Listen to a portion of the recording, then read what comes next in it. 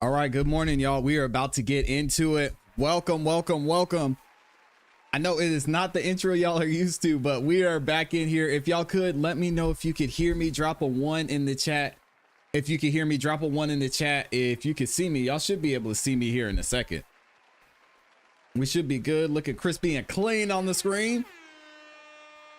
Okay, I think we are all set. I want to double check and make sure we're good. First of all, welcome y'all. Welcome back to another episode of the Music Morning Show and another YouTube live stream. I'm your host, ClassE Beats of ClassEbeats.com, and court proceedings have just started on this YSL trial, so we're going to get right into it. Not going to waste any time. We're in for a good one today. This is Judge Whitaker is going to be finishing up her first week on this trial, so it'll be interesting to see how it goes. Maybe we'll have some fireworks. We'll hear some crazy news. We're going to see here in a second. Let's go ahead and get into it, yo. Thank y'all for being here, and if you could, make sure you like the video on your way in. Let's go.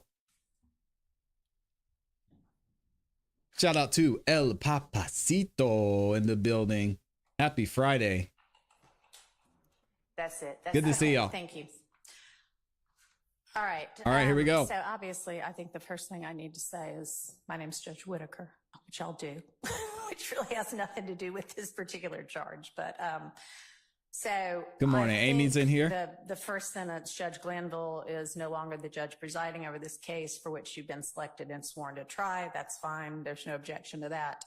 As I understand, there's an objection to Judge Glanville was removed as the presiding judge.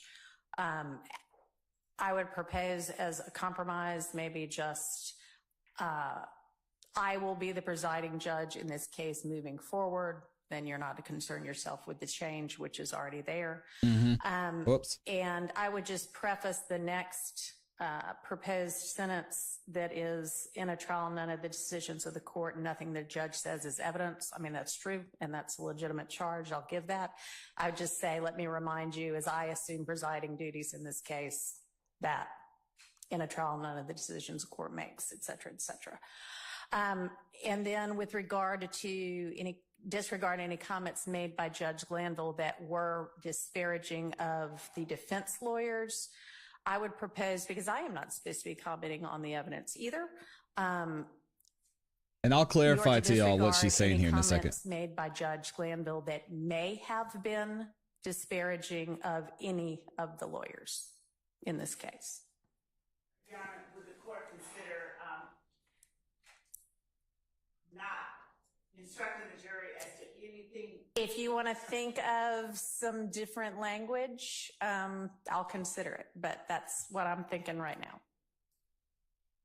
I mean, he did make comments disparaging of lawyers. That's not evidence. That's true. There's nothing wrong with me saying disregard that. So that's where I am right now. If you want to propose something else, then propose it. She doesn't like it.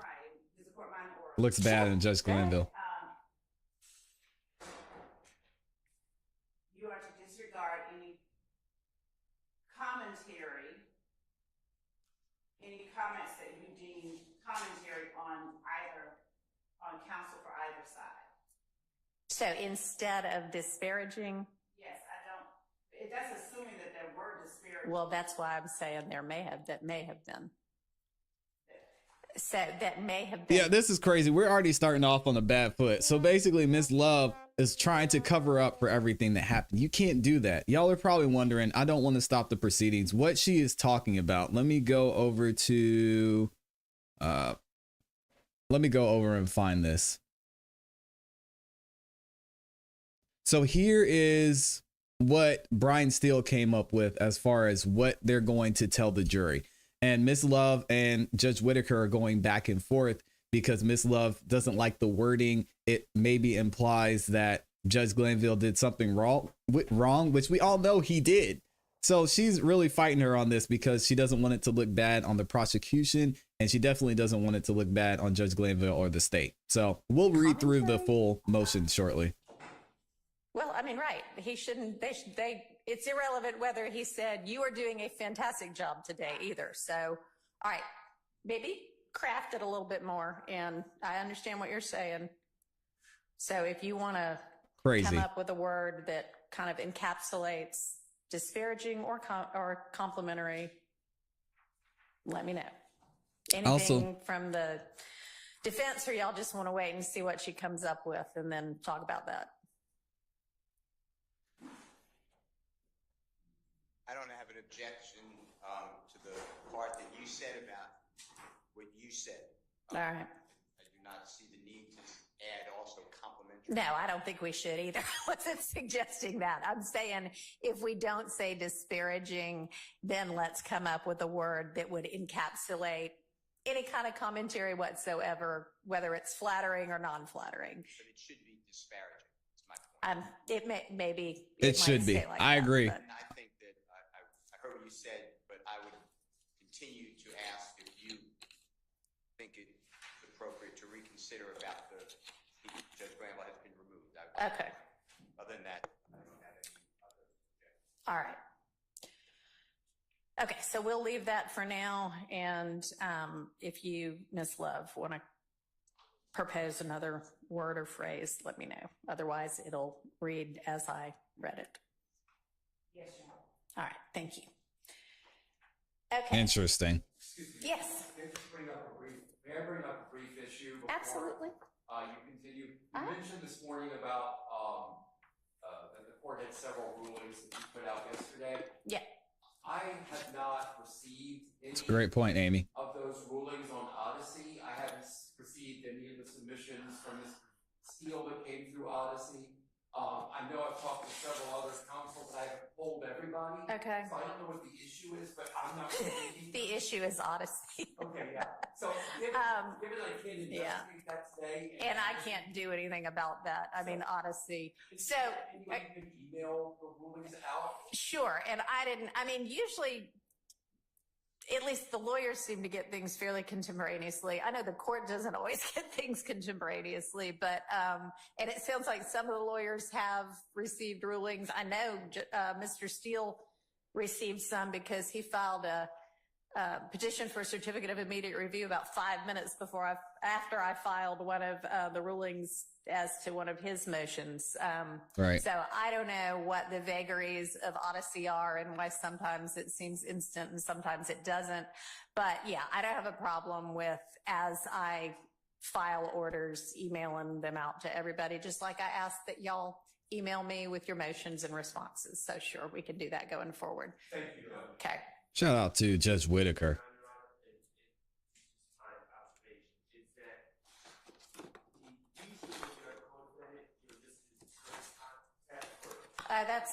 You're exactly right. Get the mic, Max. Yeah. Okay. So yeah, and I do not think that we have been filing our orders in everybody's case individually, every co-defendant's case individually. I think we've been filing them, like, for instance, if Mr. Kendrick files a motion and I'm ruling on that motion, I understand y'all have all adopted it unless, you say differently.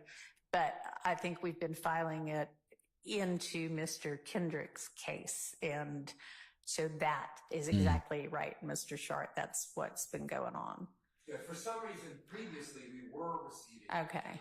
So I don't know what's altered, but. Well, maybe what's altered is that somebody on Judge Glanville's staff was individually filing it in every case, and I haven't been, and the clerk's office, I guess, hasn't known to spread it out into the other cases. So that's what's going on instead. Thank you. Okay. All right. Thanks for bringing that to my attention. All right. So are we ready with any portion of Mr. Kendrick's testimony? All right, now we're getting into it. Here we go. What did I say? Copeland. Yes. Kendrick. I said Kendrick. Yes. Are we ready with any portion of going back, either any kind of agreement as to what's already been testified to? And if y'all haven't been able to do that yet, then, hashing through the evidence that we're going to have to face again. So, Your Max Honor, there's several is not happy statements. with I the think what's testimony. really helpful is when we have, and we do have some of the transcripts now where we argued, so that can kind of prompt everyone's memory. And last time we had to go through all the contested segments. What we did is the state played them in court, and then we made our individual arguments, and now that we have the transcripts of regarding some of the statements, I think we're ready to do that. I Great. believe. And I'm just giving the court a heads up. It's going to be somewhat maybe disjointed at times, but we just got to plow through. Morning, Bobby. And myself and Ms. Hilton did the best we could Okay. to try to figure out where we were previously. I don't believe, for the uncontested Yes. issues, I don't believe the uncontested issues have changed at all. I believe I speak for everyone on the defense that we haven't changed our view on the things that we agreed with the state. I think we just need to go over the contested issues. Okay. That works. Do you have the ability to play the statements in court today? Yes. Okay, good. So it looks like we're going back through and the other Lil thing I was gonna say, Woody's the January 11th is the first. testimony. January 10th going into the 11th is the first statement by Copeland, and logically maybe that would be the first one we review, but I don't believe that myself or Ms. Hilton saw a transcript of our prior argument of that one. Okay. So I would ask if we could start with the other ones Sure. first. Yeah, that's fine. Is that Yeah, I okay? think there's still one day maybe that Ms. Weaver's working on. So that may be the day you're talking about. Man, I hope the So, yeah, audio you is can better start on these whatever the next testimonies, statement because was. the audio was terrible last time. We got over And are you 1,100 gonna of be y'all in here. playing Appreciate it. these through Zoom. So do I need to get on Zoom? Yes, Your Honor. Okay. You do need to get on Zoom. And do you have transcripts of the statements that are going to be at issue? Yes, we do have transcripts. What I wanted to know from the defense, if there were any that were litigated that are agreed upon, because if there are some that were litigated that we don't have issue with moving forward, I don't know if we need to rehash everything, and we haven't had that conversation, so I don't know. All right. Do y'all want to take a minute and have that conversation? Yes. I think I can answer that. I think anything that was litigated before needs to be litigated again. Okay. And regarding the transcript, Your Honor, Not much, Kristen. June 10th, we have the same imperfect transcript, but it's generally gives guidance.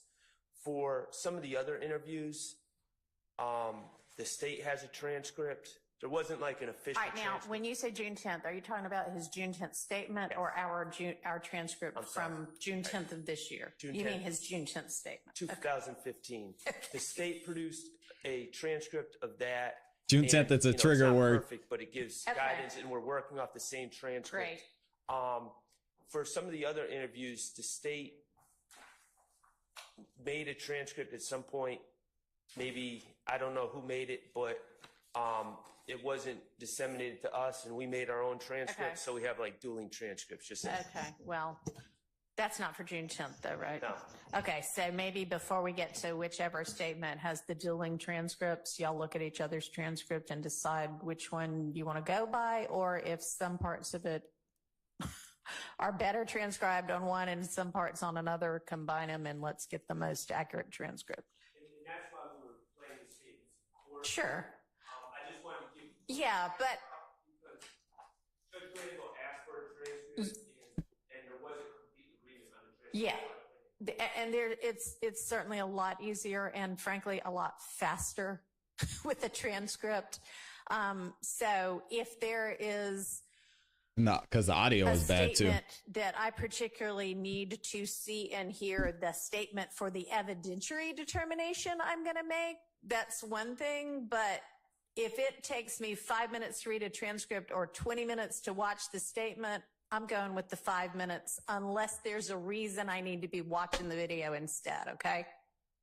Because I mean, honestly, for most of these evidentiary issues, I'm not here like making a credibility determination. For the most part, that's for the jury. I'm here trying to decide, does this evidence come in under XYZ exception under the law? Okay. However, Thank y'all for right now, liking I don't the have video. any transcripts, so pass up whichever statement we're going to be looking at right now. If it's June 10th, 2015. Can I email it to you? I don't have a. Yeah, that's fine. In fact, we might have some transcripts of certain of the statements. So they're under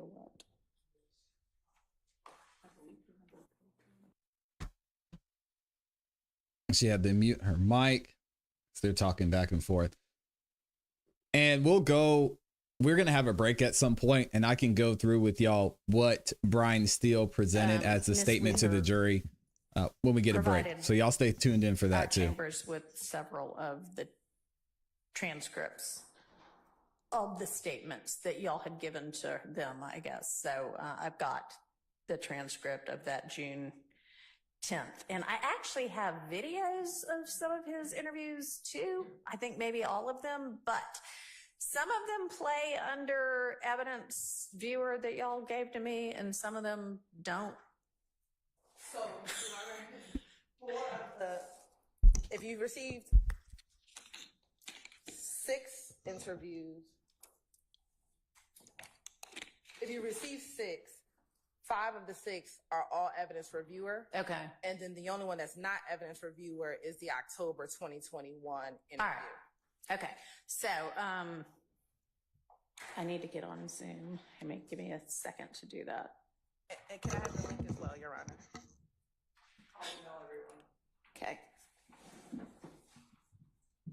Hopefully Law and Crime's going to have a link to that so we can get some good audio.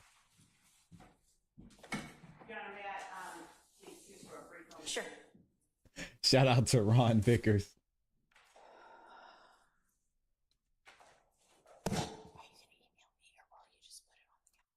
We can hear you. So this is going to be interesting to see what Judge Whitaker's take is on some of these testimonies, because y'all know we went through these with Judge Glanville, and he was letting everything in. So Max I think he's pretty confident that he's going to be able to argue not having certain parts of the testimony in from Lil Woody, but we'll have to wait and see. What are y'all saying in here? We've got Kristen Vasquez in the building. She says she keeps talking about transcripts. How can they say we can go by the transcript if that's what I think you're meant to say the defense is saying isn't all there? Yeah, I know it's confusing because she's saying June 10th. It's not the June 10th ex parte meeting. This is the June 10th recording from when Lil Woody was either being interrogated or speaking to the police in some way. Shout out to Satin says greetings and grand rising. Appreciate you. Running a little late, but here and present. Appreciate you being by. Shout out to Sada Carter says, I do not trust Miss Love. June 10th, 2015. You are not alone on that one. Statement of Mr. Copeland to law enforcement, and we're all working off of the same transcript, and you're going to play the video as necessary. Yes, Mom. All right. All right, let's get into it. Ready when you are. With regard to whatever portions of this are contested, tell me where they are, I guess, timestamp in the video, as well as what portion of the transcript, and then tell me what the dispute is, okay? Yeah, you can just come up here. Sure. And, Law, can you shoot email?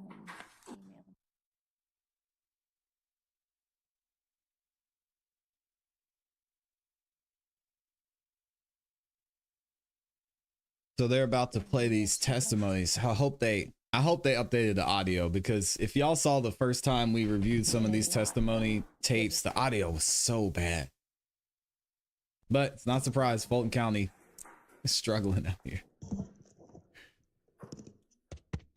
can get let in to the admittance.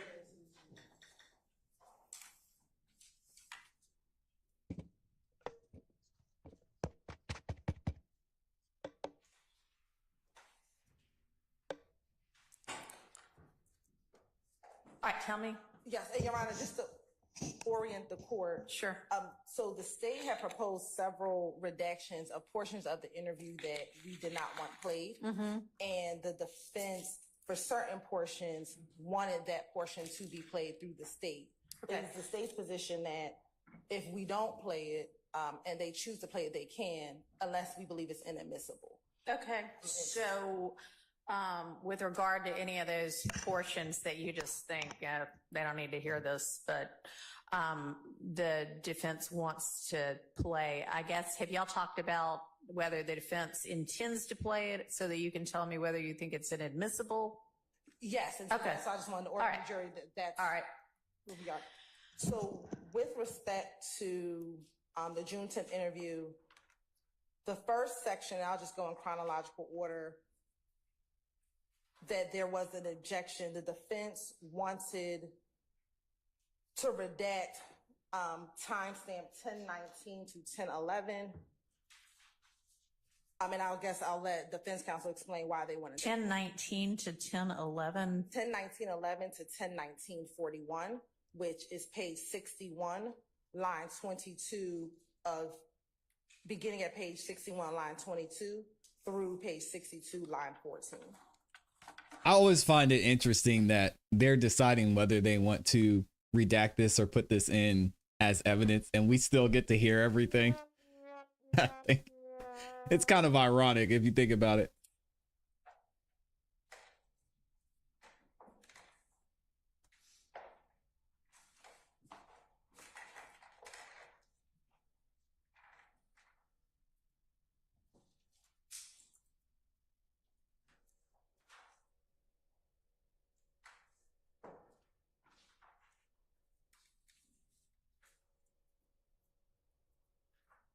Man, I need a go-to page number on this computer.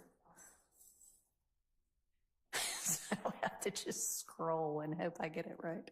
All right, get it together, Judge Whitaker. We need you to be prepared. Shout out to Seth. There's a lot going on. What you said about this segment? Who wanted what? This is a segment that defense counsel, you want it redacted, but we objected to it being redacted.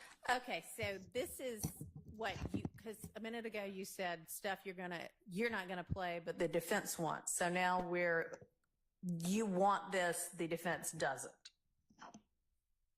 Correct, Your Honor. So the way that we had organized it initially, I mean, if we're just gonna walk through the whole transcript and then that's fine. That's fine. I just need to understand what it is. yes, so this was a portion that the You defense- want, the defense doesn't. yes. Okay, and that is, I know it's 101941, no, 101911 to 101941. Yes, Your Honor. Okay, all right.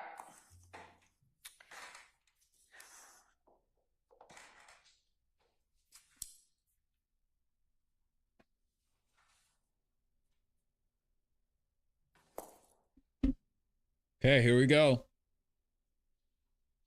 It's our favorite guy. Can't get away.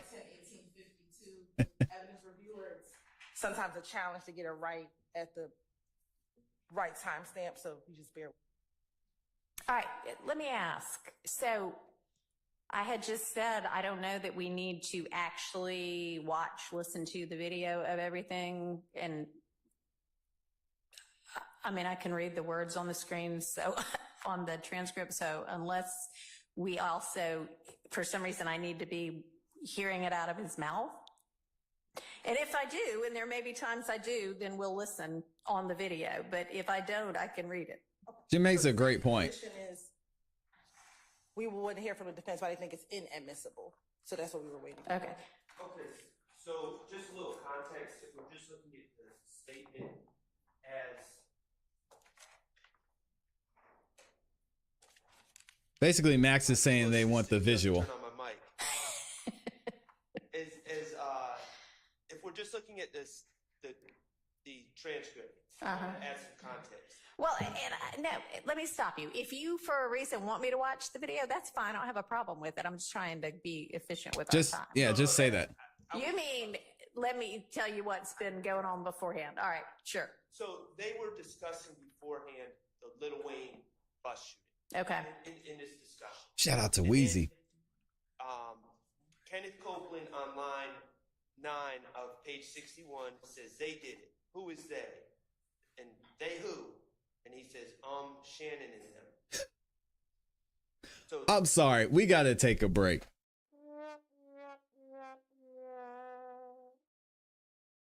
Do I need to say it? Do I need to say the S word? He said they did it. And who? And he names names. Y'all tell me in the chat, what is that called? I'm just saying. We'll keep it moving. The first part of our objection is Dang. Kenneth Copeland giving information about the Lil Wayne bus shooting. What Your Honor needs to know from me about the Lil Wayne bus shooting is Kenneth Copeland, it's not been alleged at all that he was at Club Compound on the night of the Lil Wayne bus shooting. It's not been alleged at all that he was present, that he was there, that he had anything to do with it. It's nasty. Nasty work. It is not at all clear. So it's clearly hearsay. Uh-huh. Now we need to search for an exception, and I don't know what the source of his information is. There were, this was Dwayne Carter, is Lil Wayne, and when his bus was shot, there was all sorts of internet reports on gossip blogs and everything else. Shout out to Javi. There's just no way to ferret out what his source is. Sure. To suggest that it falls under any hearsay exception. Okay. Now, I have in my notes on the transcript that page 61, lines 1 through 10, were not objectionable. That's what my notes said. Okay, that's right. And then Hang on. Let's make sure that's right. That's right. What line did you say? We did, Bobby. We reviewed it too. 10. So, Your Honor, 62 or 61? Oh, well, 61 as well, both. It starts on line 11 or somewhere about there. So 61. you want to ensure that y'all are in agreement that 61 lines 1 through 10 are in unobjectionable? and Your Honor, we need 2 rulings before we can answer that. Okay. So, initially, that was the case. However, Your Honor, based upon, we filed the notice of intrinsic acts that we would need to hear if this intrinsic act regarding the Lil Wayne bus shooting, specifically as it relates to Shannon Stillwell, if that is able to come in, then we would want to play the portions page 61, starting at line 1. Also, Your Honor, depending on the court's ruling on co-conspirator statements, we would. Well, I can't just give you a blanket rule on co-conspirator statements. I have to know what the statement is. Yes, Your Honor. So that would be my response to this question. What Mr. Shard just argued is that He's not arguing anything right now. He's trying to make sure we're all on the same page. So correct. And so what I'm getting ready to say is what Mr. Copeland is speaking with the detectives about, which is the Lil Wayne bus shooting. Right. This is information that the state believes he received from Demekion Garlington, a co-conspirator. Okay. And so we believe that. Then why didn't you would say fall that under before? a co-conspirator statement as in furtherance of the gang. So because he's telling him about an act that occurred between these gang members, and to give the court a little more context, the Lil Wayne bus shooting, what we call it, is one of the acts. We've already presented evidence about this act. It occurred in April of 2015 in the midst of what we believe to be an all-out gang war with YSL. Essentially, the state's allegations are that Mr. Williams was in conflict with Dwayne Carter, also known as Lil Wayne. On an evening in Atlanta, several members of YSL went to a venue in which Mr. Carter was performing, and they created some type of ruckus outside of the venue. Later on that evening, a number of YSL members followed Mr. Carter's tour bus to essentially to their hotel or en route to their hotel and shot at their tour bus. What Mr. Copeland tells police is that Demekion Garlington told him that the individuals that shot at the bus were DK, who's also known as Walter Murphy, a YSL member, and Shannon Stillwell, a YSL member. Jimmy Winfrey, another YSL member, actually ended up pleading to the case. Okay. And so we believe that this will be a co-conspirator statement. So that is kind of the context of that statement here, Your Honor. All right. So what Mr. Sharp was trying to sort out is, do you have, sounds like you had previously, and by you now I mean the state, had no objection to lines 1 through 10 of page 61 coming in. Is that still your position?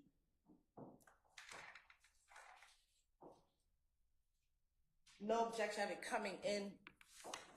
Yes, we have no objection of it being played. Okay.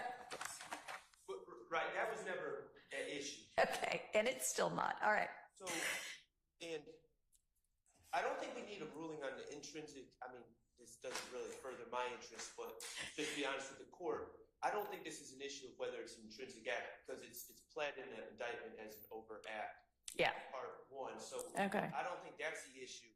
The issue is the state is just saying, well, we think he got this information from Demekion Garlington. There's 2 issues. A, we think he got this information from Demekion Garlington. I don't know where they're getting that from. That's 1, other than speculation. 2, then it also, if they were to be able to show that Speculation. I thought he was going to say hearsay. conspirator, then we would also have to, it sounds a lot like spilling the beans. So there's We're still learning. aspects of that where the state, the burden is on the state, and They might, Jazzy J. don't see them needing it. So, DK, I'm sorry, y'all. It's going to take me a minute to get all the names. DK is who in real life? Walter.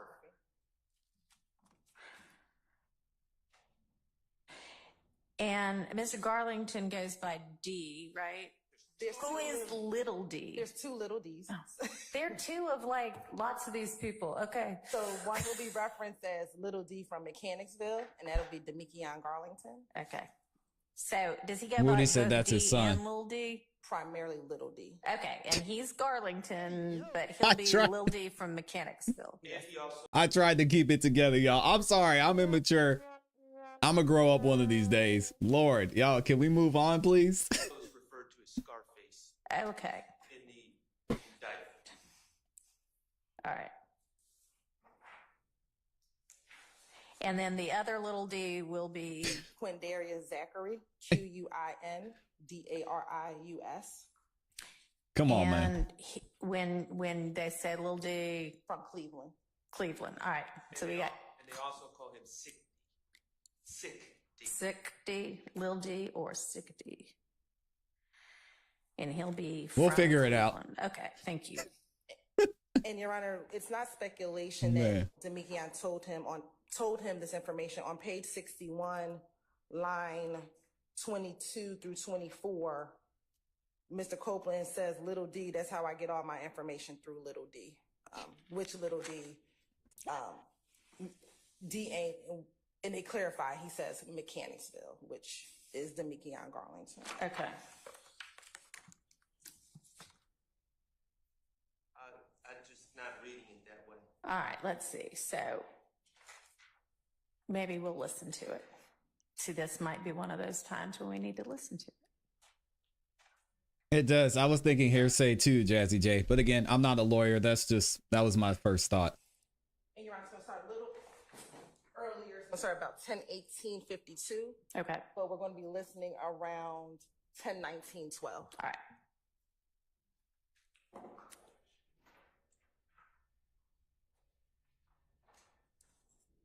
Okay, here we go. Back to Lil Woody. They got mad at me because I was saying Woody. And that's how it's spelled. Lil Woody. It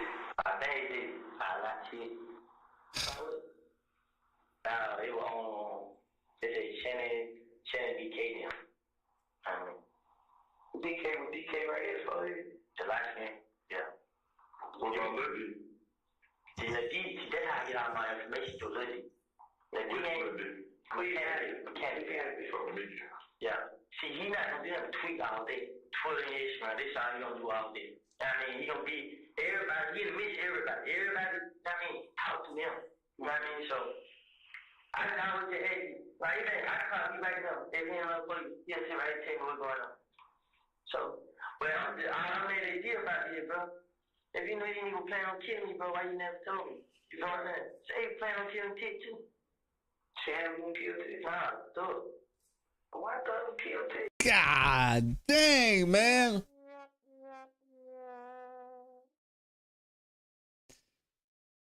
I dropped the video talking about Young Thug getting bond. After the judge sees this, man, I might have to delete that video. Woody, a sworn witness currently on the stand, is in here telling the police that he was worried, just to translate for y'all, that Young Thug was going to have him deleted, eliminated, and Shannon was going to be the one to do it. Killing me, dog. Killing me.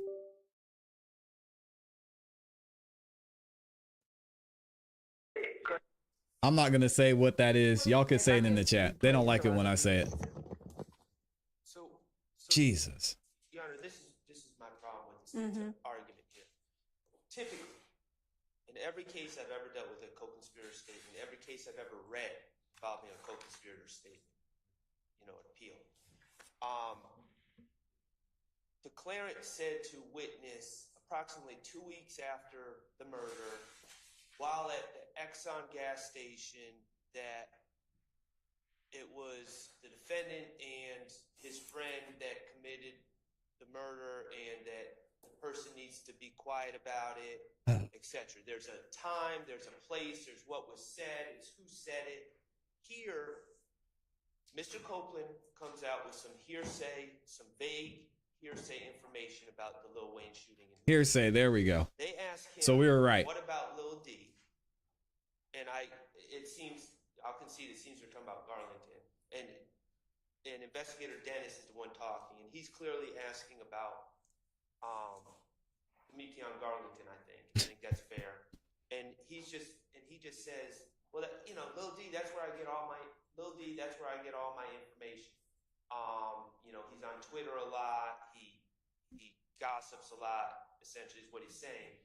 There's, you know, I don't take a general statement of, oh, Lil D, he's a gossiper, that's where I get all my information, as sufficiently specific to this particular piece of information to say, Demetrion Garlington told me, and I know you don't need an exact date, but Demetrion Garlington told me, you know, about a week after the Lil Wayne, if the state wanted to bring this in, I would expect to hear, yes, Demetrion Garland told me about a week after the shooting, you know, we were hanging out at the Exxon gas station, and he told me Shannon and DK did Exactly. this, but that's not what we have here. It's just a vague statement. Oh yeah, I get all my information from Lil D. So I don't think that's sufficient to particularly say that he's the source of that particular information.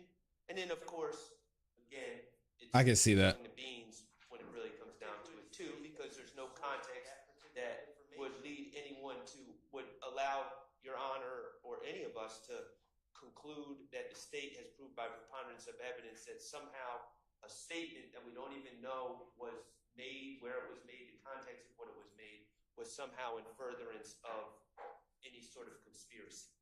So I just don't see how you are armed with making any sort of determination that it falls under 801 D2E, and of course the burden is on the state to arm you with that information. What do y'all think about this? Let me know in the comments and in the chat.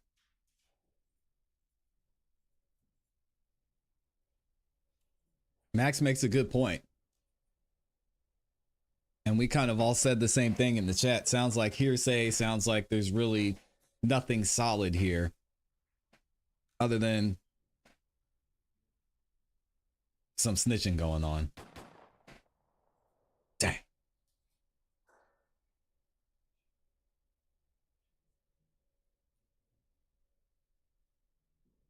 That's tough.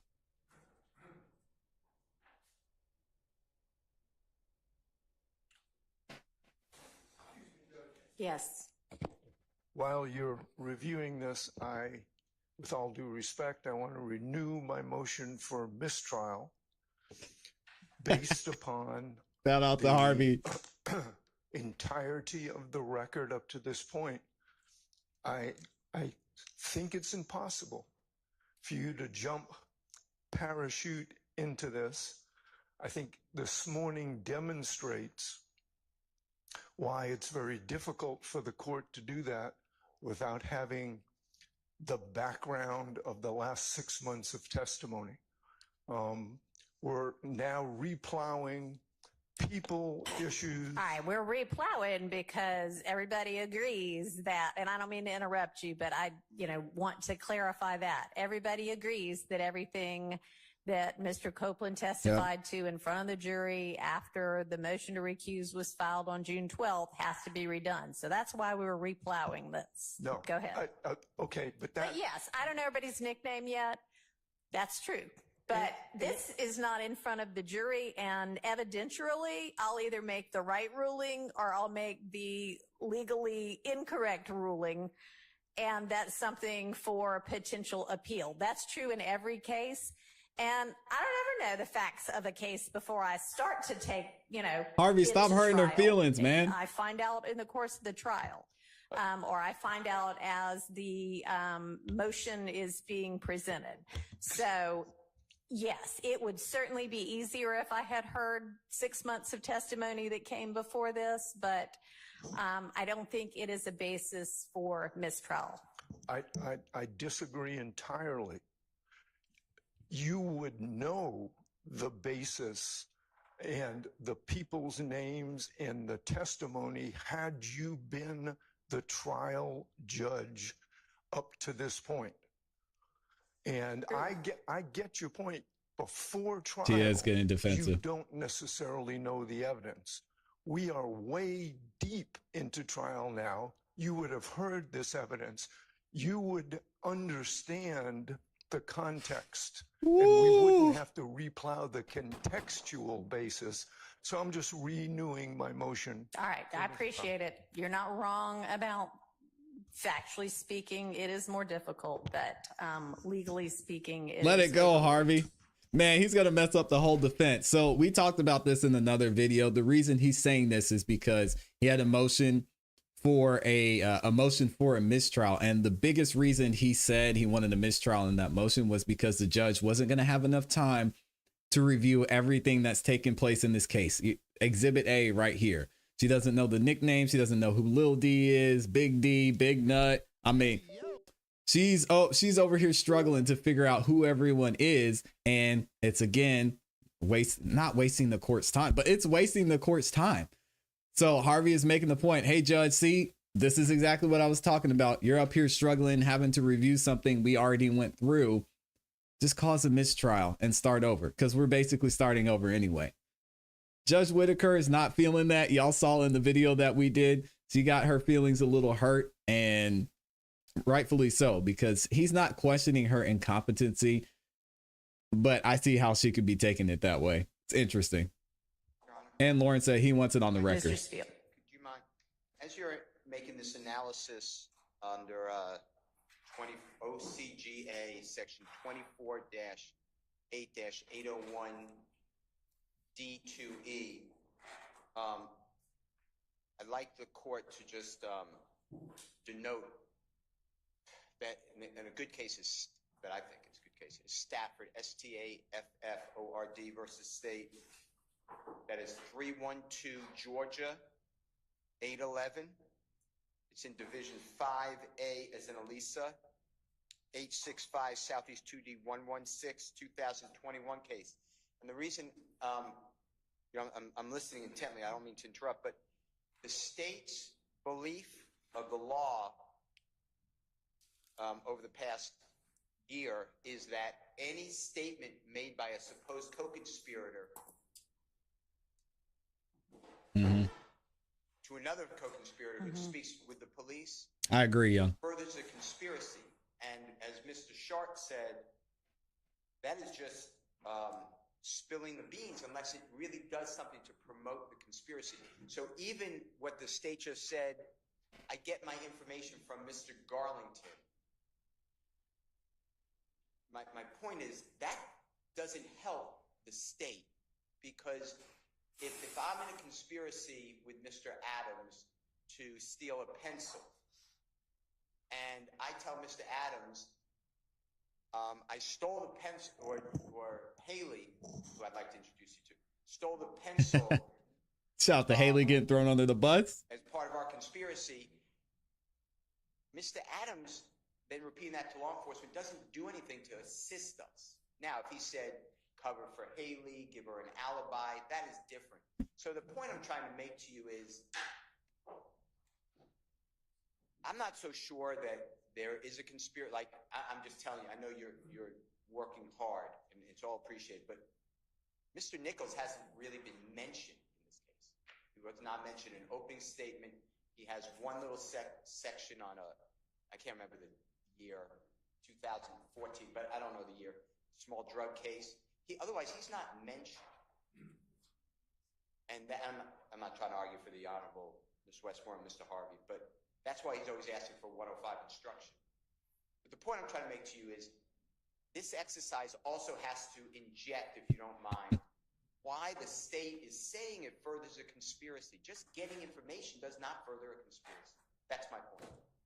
Thank you. Thank you. And, Your Honor, if I can add some additional facts, because I don't want to. This is not the only time in this interview that Mr. Copeland talks about the Lil Wayne bus shooting. So this is the first time. He actually talks about the details of the shooting.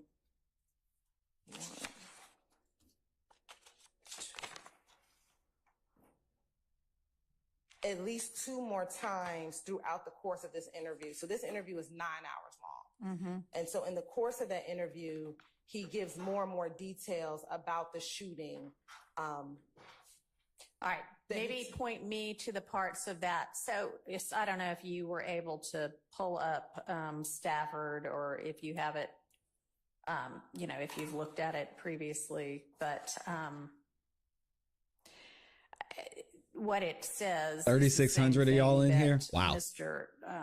Sharp's been arguing for a while about co-conspirator statements, and that is essentially that even where there is a conspiracy that has been established by a preponderance, no, I lost my place. Uh-oh. Hang on. We got 4,000 of y'all in the building. Shout out to everybody who's in here. Appreciate y'all. Make sure y'all like the video. Here it is.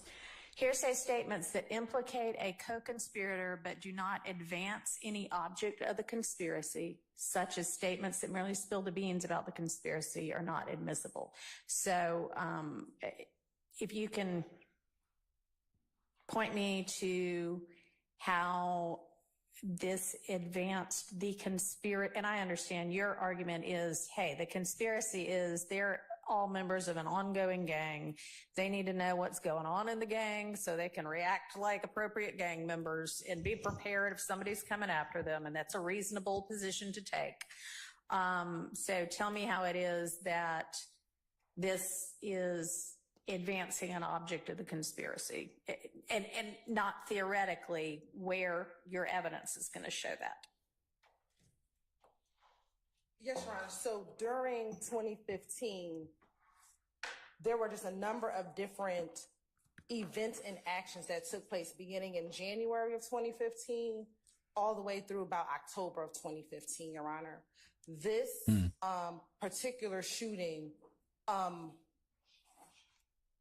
Lil Wayne's tour bus was a part of. Oh Lord, So this is Lil Wayne. Get it together, I'm trying to sister. Simplify how Mr. Carter is a part of this. So starting in 2014, Your Honor. What is going on here? Mr. Williams had began a musical relationship with a person by the name of Brian Williams, also known as Birdman. Lil Wayne is Shout out to Birdman. was one of Birdman's artists at the time back in 2014 and prior to that. Evidence has come in that members of YSL, specifically, have made threats against individuals who we believe supported Lil Wayne during this ongoing dispute that they were having. Is Birdman alleged to be in a rival gang, or he's just a rival record producer in the industry? He wasn't a rival to Mr. Williams. So They just he had was beef. friendly with Mr. Williams. Lil Wayne, we believe, became a rival, and we're talking about back in 2014 and 2015, of Mr. Williams at some point. At some point, there was some friction between the two of them in which Mr. Williams made subtle threats to Lil Wayne via social media. That evidence has been entered before this jury. And we believe that the gang, when Mr. Carter came to Atlanta, there again, like I said earlier, Volume is low. Members I of got you. YSL like just converged on the compound. They left their different, I think they were at a music studio. They all came there in an effort to How's the volume, y'all? Let me know. And Mr. Carter. Okay. So informing another gang member of those activities is keeping him abreast of those activities. I believe that Mr. Copeland, we're going to confirm, was incarcerated at the time of the Lil Wayne bus shooting. And I want to make sure I confirm that for the record. So we believe that he was being kept abreast of what was happening while he was incarcerated. And then once he was released, he was provided this information in order to, whatever the next steps were, whether it would be to further intimidate Mr. Carter, but he was made aware of everything that occurred while he was in custody. So do you have any evidence that then when he got out of custody, he also began to participate in this threatening of Lil Wayne and his peeps?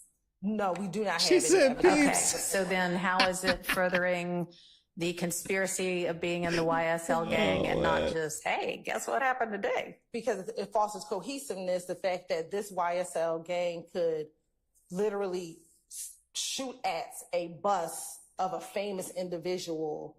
It made the news, it promoted the notoriety of YSL. Yeah, the shooting might have, but how is telling Mr. said Copeland peeps.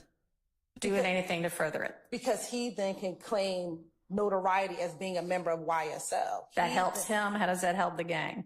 Because it promotes their notoriety, the fact that YSL themselves had the ability She's not to buying shoot it. at a famous person. That promotes the gang across. It made headline news. It made news. That may be. Again, how does then apprising Mr. Copeland of it further the purposes of the gang? Because it furthers his involvement, because he's still in the gang. He can still promote himself. He still promoted himself as YSL, as being a part of the group that shot at the Lil Wayne's tour bus. Do you have any evidence that he does that? Nope. Promotes himself as YSL?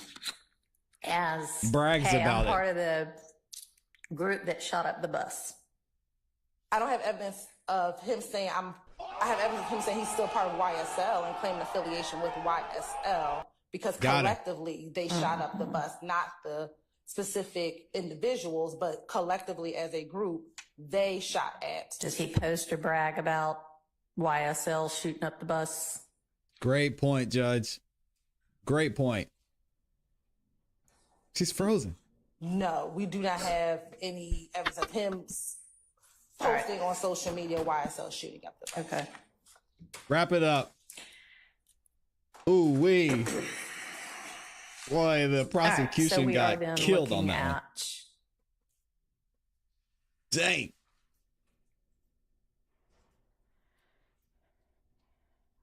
61, line 22 through 62, line 14, where he says, I get all my information from Lil D.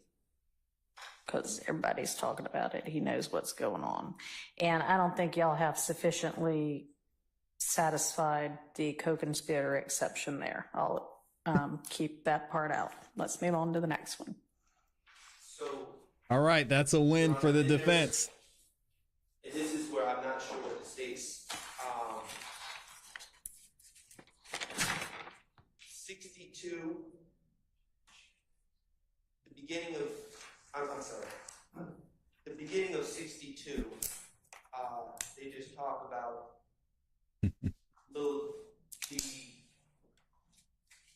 from Mechanicsville just being a gossip. Now, Yeah, that's what I just excluded. well, you excluded, in my understanding, you excluded the part where he talks about the Lil Wayne bus shooting. And then after that information he gave, there's a section, and I don't have a strong No, opinion. y'all all said nobody cared if that came in 1 through 10. Nobody cared. Yeah, 62, 1 through 10. I agree. I don't have a strong opinion. I was just trying to understand if the state had an opinion about that, if all of that was coming out or all of it was coming in. The 1 through 10 on page 62. I don't have an opinion. No objection to it? They don't know. Look at them. They're frozen over there. Come on, y'all. 62 1% the state is okay with coming in. Okay. Okay. I was just trying to clarify. So All right. But then starting at 11 on page 62, there's another aspect of this where it's not the same issue. It's something about Kenneth Copeland talking about potentially Jeffrey was going to have Tick, and Tick is a gentleman named Trontavious Stevens, who is also known as Slug, who is he entered a plea in this case. Your Honor, that portion is redacted. Okay, 62 line 15 through 22 will be redacted. Okay. All right. Boy, this is Next. rough.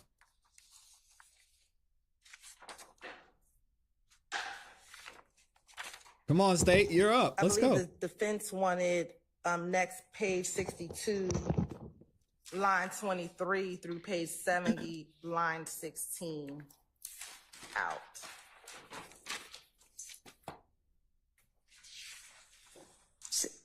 Tell me again, 62, Page line 62, 23. Yes, line 23 through page 70, line 16. 16, okay.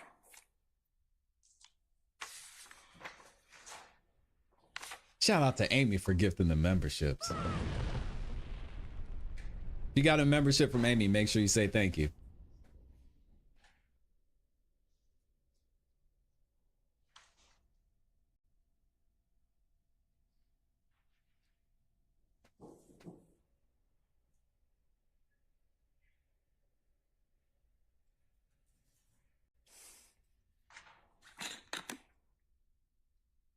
While we're waiting here, y'all make sure you like the video if you could on your way in.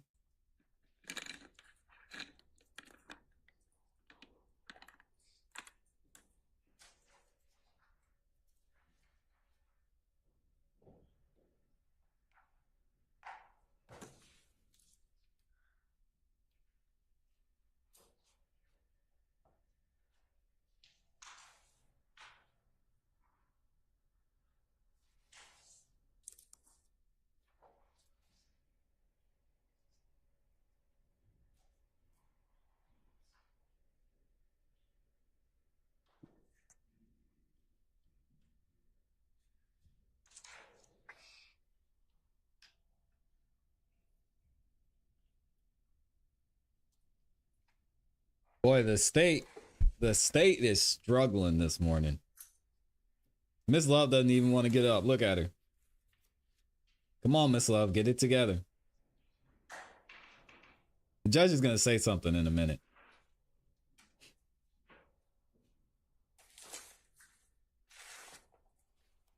They had all day yesterday to prepare too.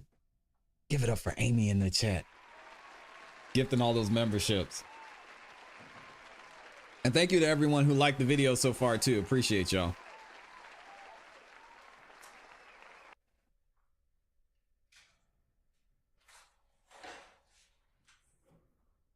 I don't know what they're doing, Lauren. No, I'm waiting for Mr. Harvey to stand up and say, Judge, again, I would like to renew my motion for mistrial. Sheesh.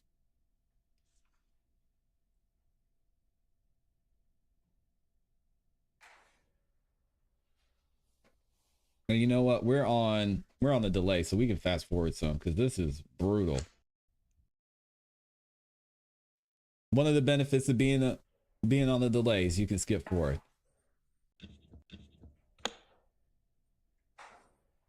All right. Your Honor, my recollection of this, and I'm not saying that the state's misrepresenting anything, but I don't recall having a blanket objection. Now, there's certain parts in this transcript as a whole, and they're coming up not to 72, but a little bit after 72 that go back to Lil Wayne's bus shooting. And our stance is all that is covered under your last ruling. I mean, all of it's the same general situation. But regarding these pages 61 to 72, what I have is I objected to 70 page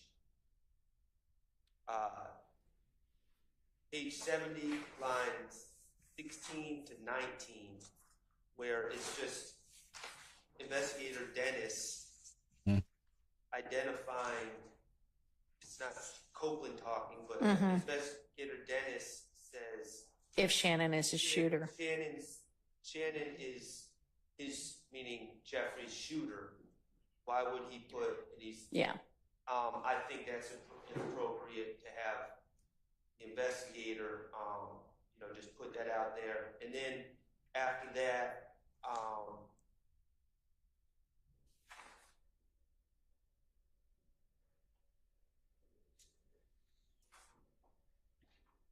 shout out to Roro with the 2 bomb. Thank you, Roro. 72 lines 5 through 13. Again, it's Investigator Dennis kind of giving his theory on everything in the relationship between Kenneth, Jeffrey, and Shannon. And it's not needed to add context to anything. It's just kind of him giving his theory. All right. So, does anybody have an objection to pages 62, line 23 through, I thought you said 70, line 16? That's what I Anybody have an objection to that? Okay, I'm sorry. No. Nobody has an objection. Speak now or forever hold your peace. All right, there's no objection to that. And as it relates to what Mr. Shar just mentioned, page 70, lines 17 through 19, we have no objection to that. Redacting that? No. Okay, so 17 through 19 will be redacted. Page 70, lines 17 through 19. And also, all right, let's keep it moving. I believe what he just said, page 72. Lines 5 through 13. No objection to that. All right. Oh. There you go. 72.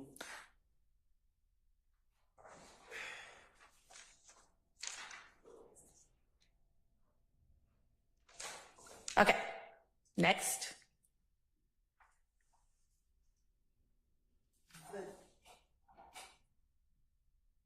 The next portion that I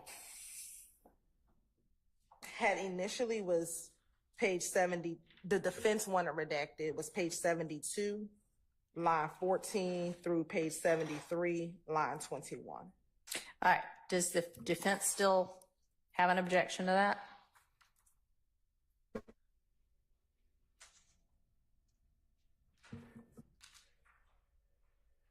The 73 line. No, 72, 14 through 21. No, 72, line 14 through 73, line 21. Okay.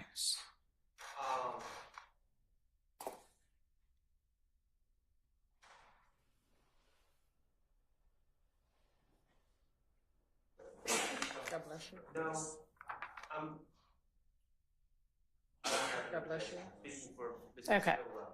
Anybody, any of the defendants have an objection to that portion?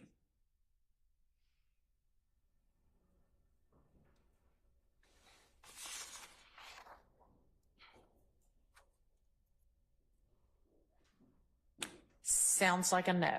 Okay. Then you're on the next portion, I believe would follow under your previous ruling, which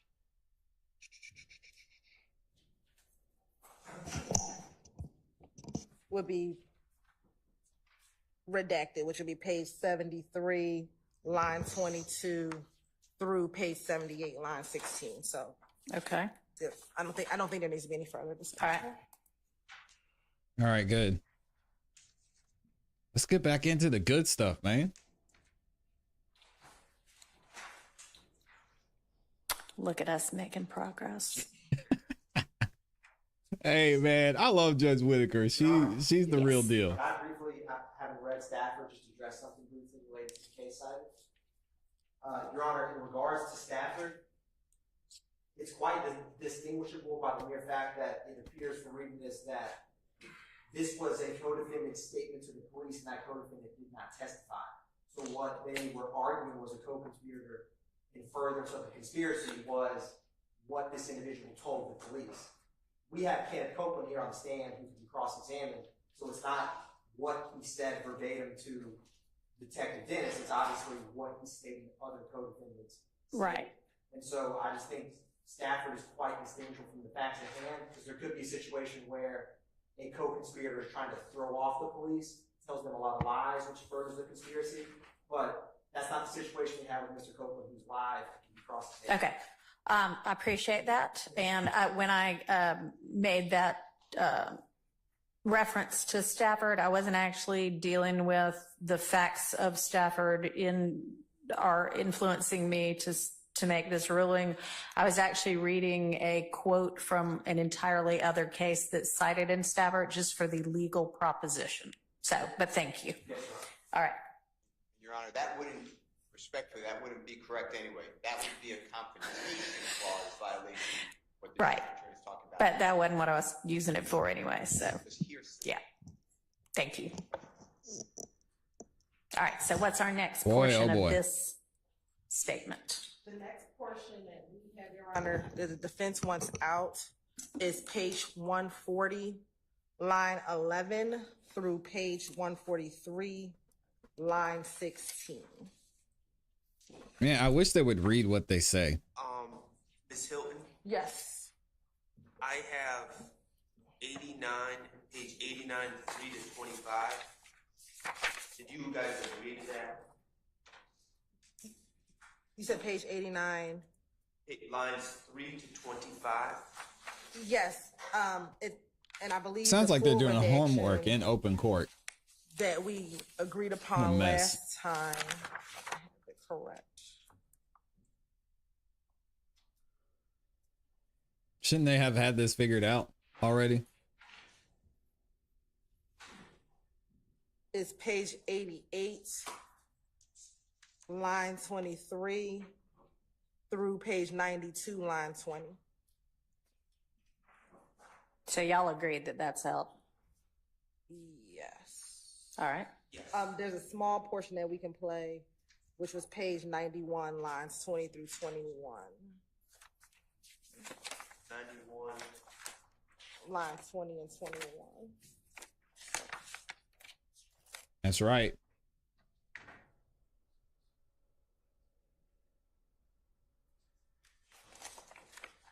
Everybody good with that? I don't know. I mean, in reality, I don't know how.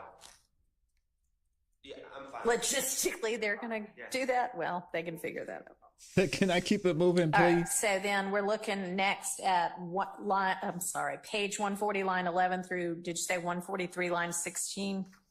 All right, let me skip forward I get and that see if wrong? we can get past some of all this.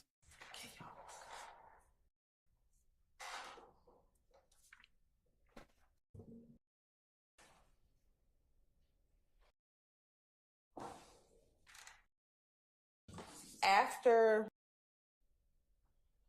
Here we go.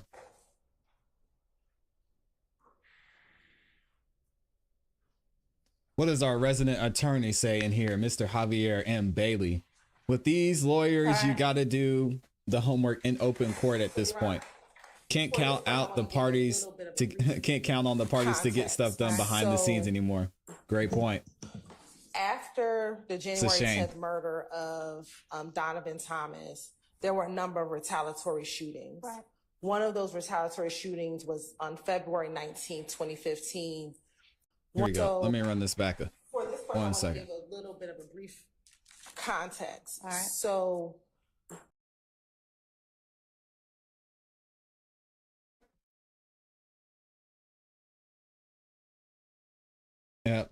yeah, that's a great point, Javi. Very great point.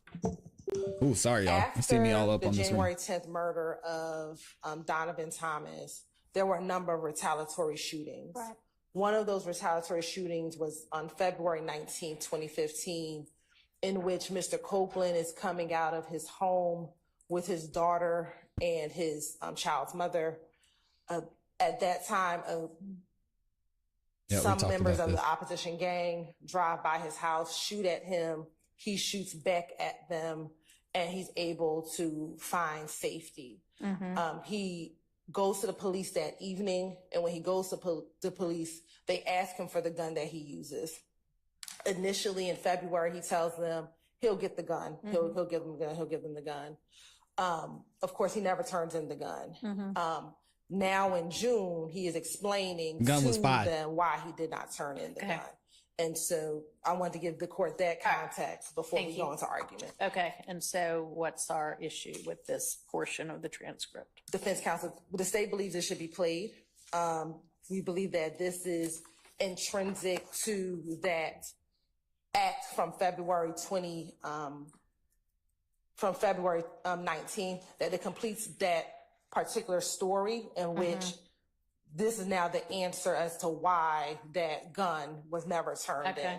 And so that's the state's position, that it is, if it does places we don't think it's character, the fact that Shannon Stillwell had this gun. I believe that was the previous argument, that the fact that Shannon is a convicted felon and has a gun is bad character. We don't believe it's bad character. And if it is character, it's incidental character. But I agree, R. Smith.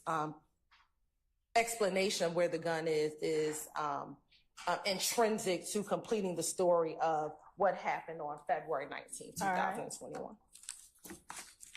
Boy, that's a whole lot of words there. Good Lord. That the shooting on February 19, 2015, where individuals shot at Kenneth Copeland, the story, the full context, individuals allegedly drive up, shoot at Kenneth Copeland while he's holding his baby, and he's with the mother of his child. Right. He shoots back. He hits people, causes their car to crash. They're charged with this crime.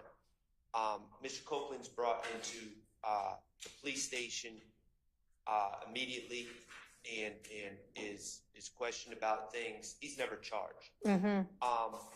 Number one, if I concede that the incident itself is relevant to this case, the back and forth, that's fine. I'm willing to do that for the purposes argument.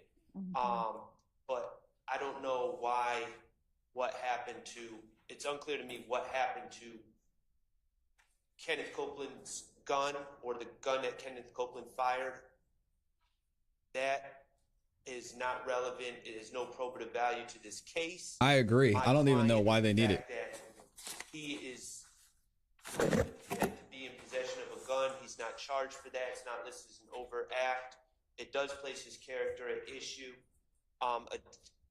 It's very similar to cases that he's charged with in this indictment. I believe he's charged with 2 different counts of possession of firearm by a convicted felon. So the fact that he's charged with that exact same offense that would be implicated here increases the prejudicial value of this information. But in addition to the 401 and 403 issues involved, Your Honor, it's also based on hearsay. He's not claiming to have been there when he's saying Shannon came and got the gun.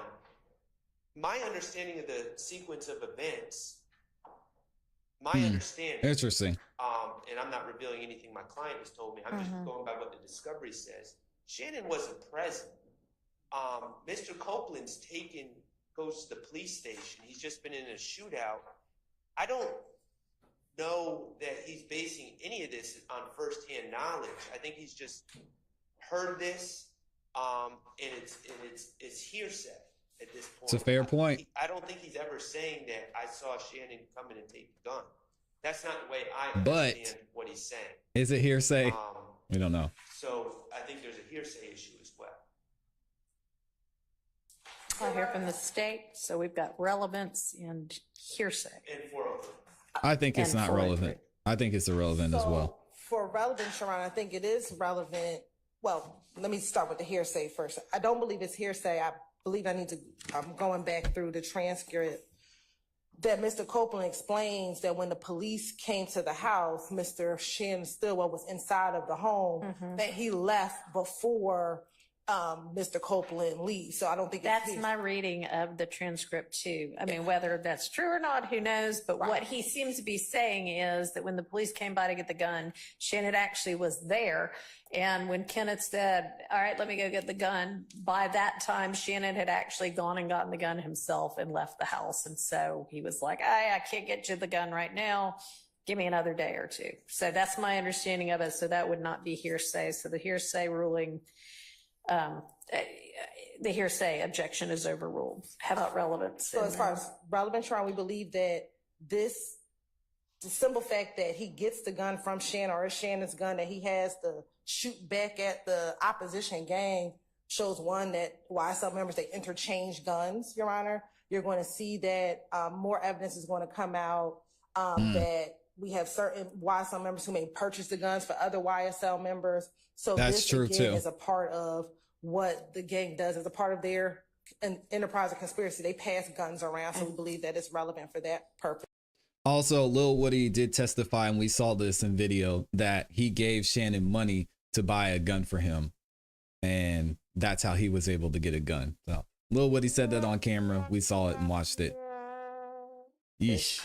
And then as it relates to 403, Your Honor, Mr. Stillwell is charged with 2 murders in this indictment, both murders by handguns. So the fact that it comes in that Mr. Copeland got this gun from Shannon is not going to, the probative value is not substantially outweighed by its prejudicial effect, given that the jury is going to hear, at least on 2 occasions, that Mr. Shannon used a gun, alleged to have used the gun, both in the Donovan Thomas murder as well as the Shamel Drinks murder. Additionally, Your Honor, when Mr. Stillwell was apprehended on March 17th of 2022, is the state's allegations that he threw a gun out of the window of a vehicle to dispose of it. So, Your Honor, we don't believe that the probative value is substantially outweighed by prejudicial effect. If we assume the allegations to be facts, A, we would need a trial, but B, I agree, it wouldn't be prejudicial if we assumed, oh yeah, well, Shannon was in possession of a gun as he rode down the street on January 10, 2015. But that's not what we do. That's the issue before the jury. So that's exactly what makes this excessively prejudicial, is because that's the issue that they need to determine. And this story, which really adds nothing to the state's case, the idea, it's evidence of passing guns around. I mean, they're going to have direct evidence of Quindarius Zachary saying he's a straw purchaser of guns at Arrowhead Pawn. So they don't need that. And gives it to, and has distributed them to people in this courtroom or in this case. But that's exactly what's so prejudicial about this, is they're bringing in propensity evidence that is going to be prejudicial to the issues at hand, which is whether Mr.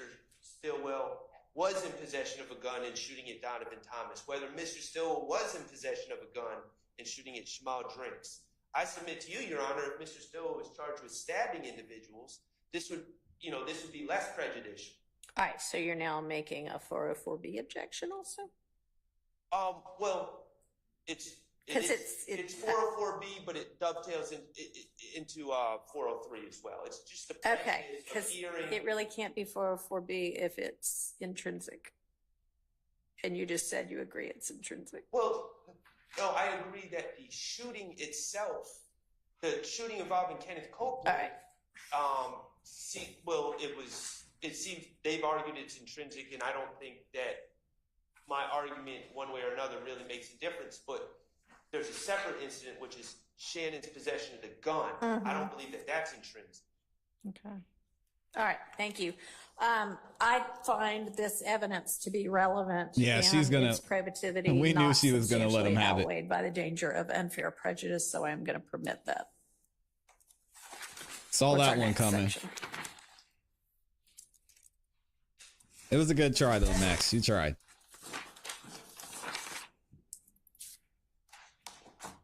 Section that I have, defense wanted out was page 188, line 9 through page 189, line 9.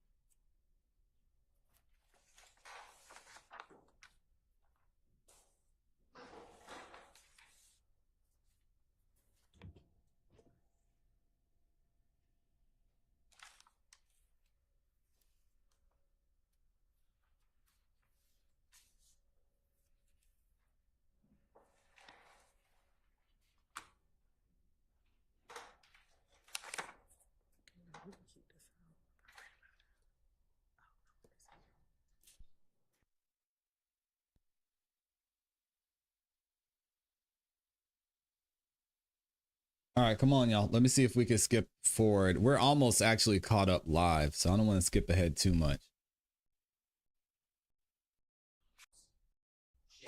There we go. Max is back up.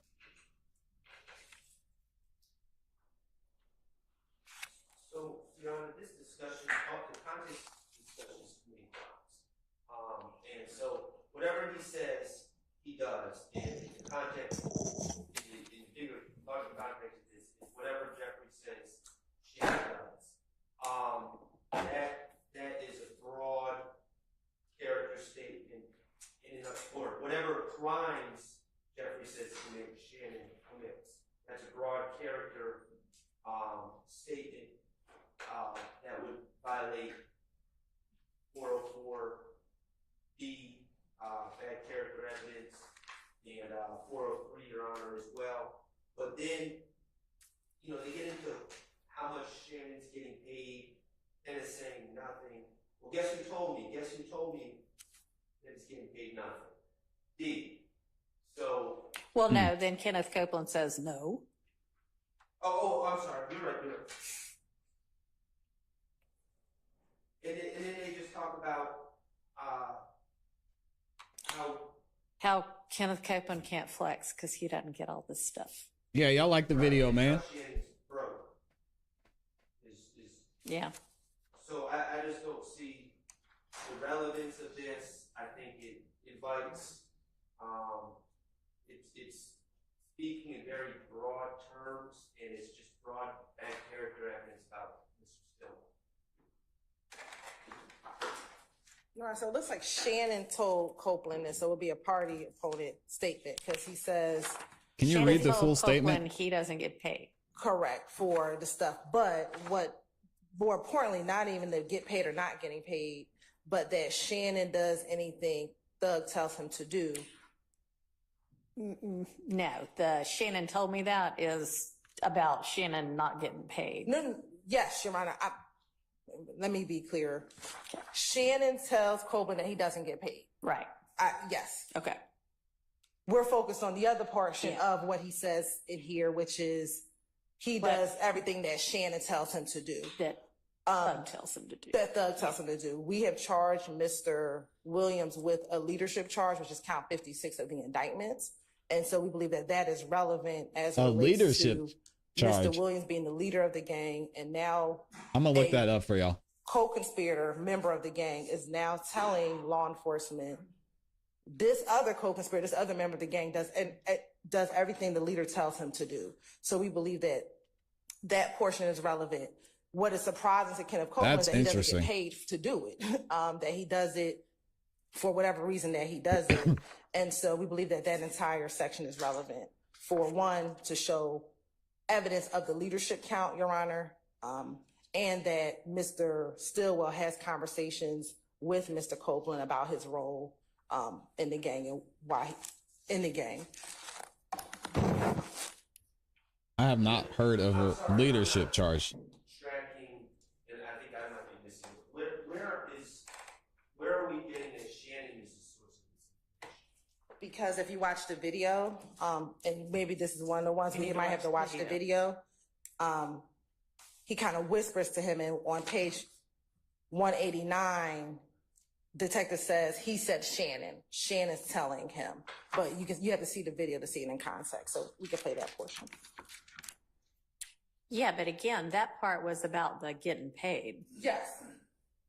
And so what Mr. Shart is asking is, where's your information that Shannon is the source of Mr. Copeland's knowledge that Shannon does whatever Thug tells him?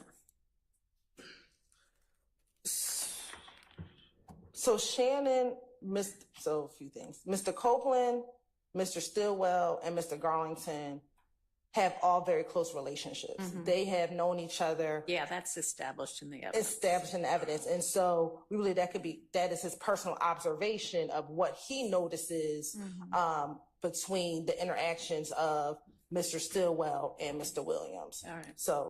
And if y'all want to know what a leadership charge would be in a RICO case, I've got a simple explanation for you. In a RICO case, a leadership charge refers to allegations against someone for their role in directing or managing an organization that is involved in criminal activities.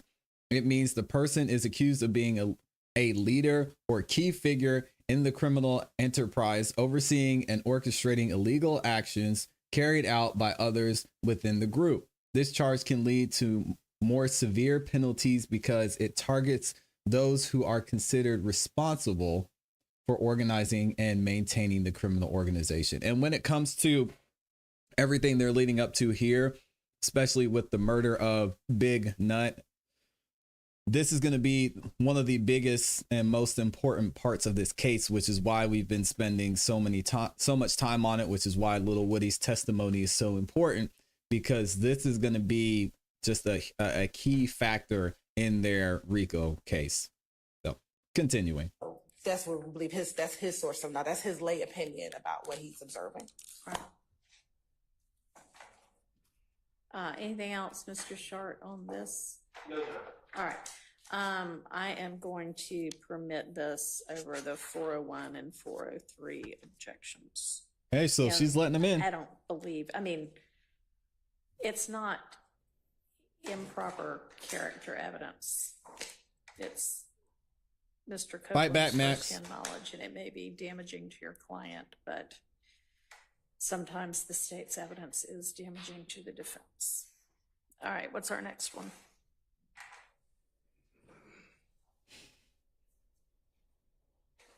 Your Honor, the next one that we have that the defense wanted out was page 202, line 14 through line 20. And we are in agreement, Ms. Hilton, 197, 14 to 199, 4. Yes. Did I get it correct? For your notes, the exact lines? Page 197, line 14 through page 199, line 4. And that will be redacted, Your Honor.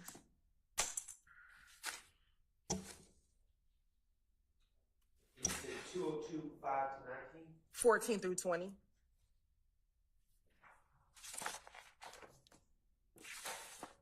Okay, let me ask a question that is entirely irrelevant to what we're doing right now, Uh-oh. except for the fact that we're all sitting in this courtroom.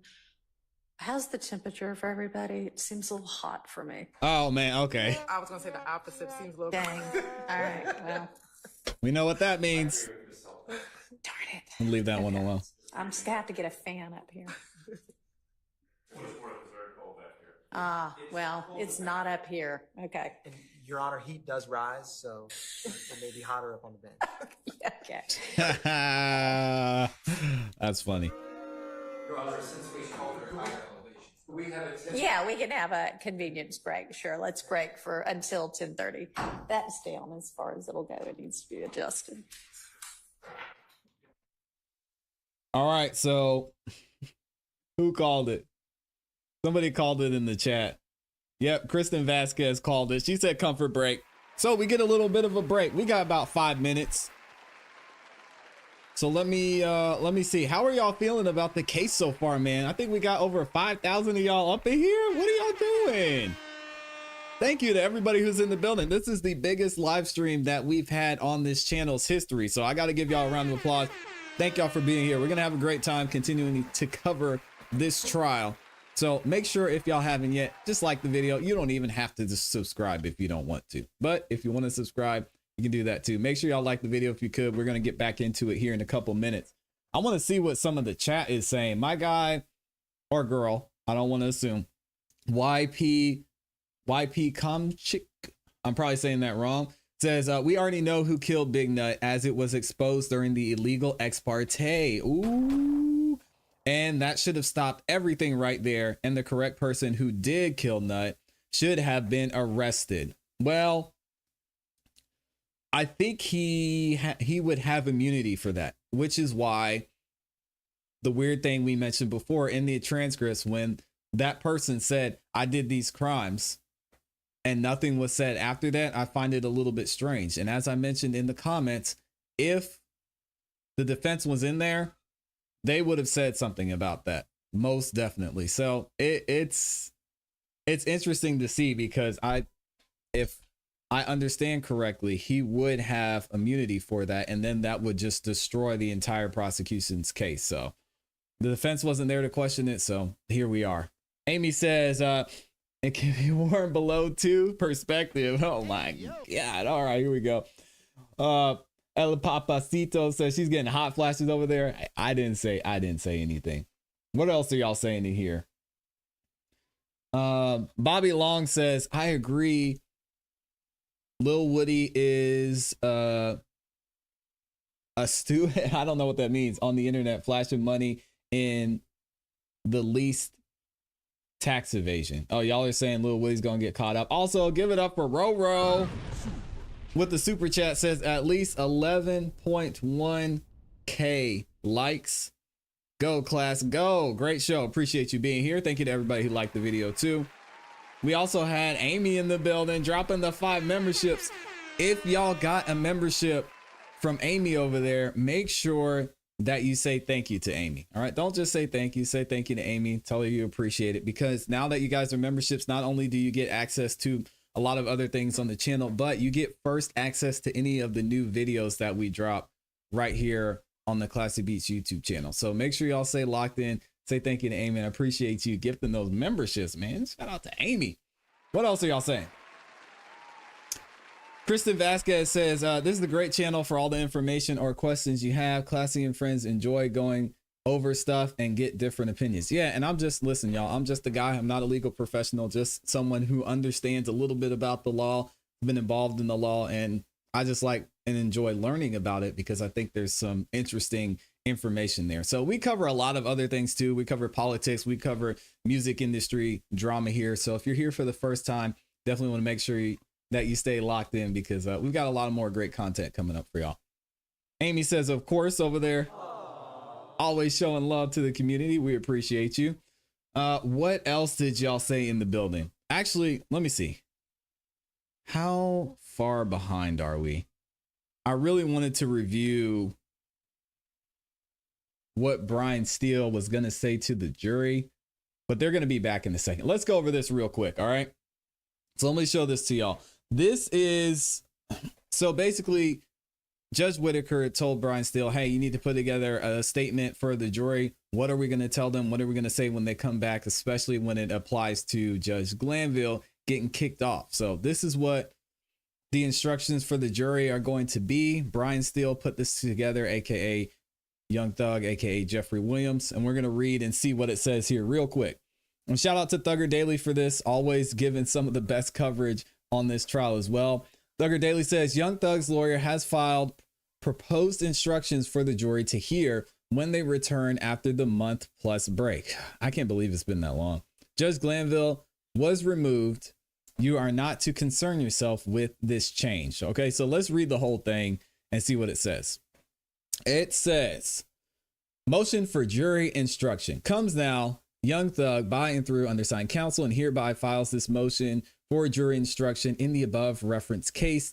In support of this motion, Young Thug shows as follows. First of all, we got to say it every time. Young Thug is innocent of all charges in the above referenced indictment. Secondly, in light of the recusal of Judge Glanville, Young Thug respectfully requests this honorable court provide the following instruction upon the return of the juror to court for trial. Ladies and gentlemen, Judge Earl Glanville is no longer the judge presiding over this case for which you have been selected and sworn to try. Judge Glanville was removed as the presiding judge in this case. You are not to concern yourself with this change. In a trial, none of the decisions of the court and nothing that any judge says is evidence. The decisions and remarks of a judge do not mean that the judge favors or leans to one side or another in this case. You think Brian Steele believes this? Nah. You are to disregard any comments made by Judge Glanville that were disparaging on the defense lawyers in this case. I love how he threw that in there. And of course, ADA Hilton and Miss Love had an issue with that, saying, okay, well, we don't want to say that he was disparaging towards the defense, but Brian Steele, you know, he felt some type of way when Judge Glanville said he was unprofessional and unprepared. So he had to get this one in there. And then it says, to maintain the integrity of the jury system, I remind you that you must decide the case based only on the evidence admitted during the trial and the law I will explain to you. And then let me see if we can find page 2 in here. Ah, dang, I don't think they have page 2, but it probably wasn't important. And then as we heard this morning, they were going back and forth about that. Maybe want to change some of the wording. What's going to happen now is the state is going to update the statement, and then they're going to give some type of response. Then they may possibly go back and forth again, depending on what they change. This is also a quick video that we'll show here in a minute where Brian Steele is basically given the instruction to put this together, but I think we might be back. So I want to double check. They said, she said she would be back at 10:30 and we're not back yet. So let's just go ahead. Let's go ahead and play this one. This is the second time that this honorable court in front of the jury has addressed me inappropriately and wrongly.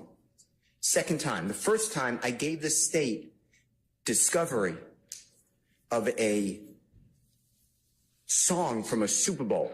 Oh, this is the wrong. This is where Judge Glanville took shots. I was thinking this was a different video. This is where Judge Glanville was making, how did they put it? Disparaging, making disparaging comments.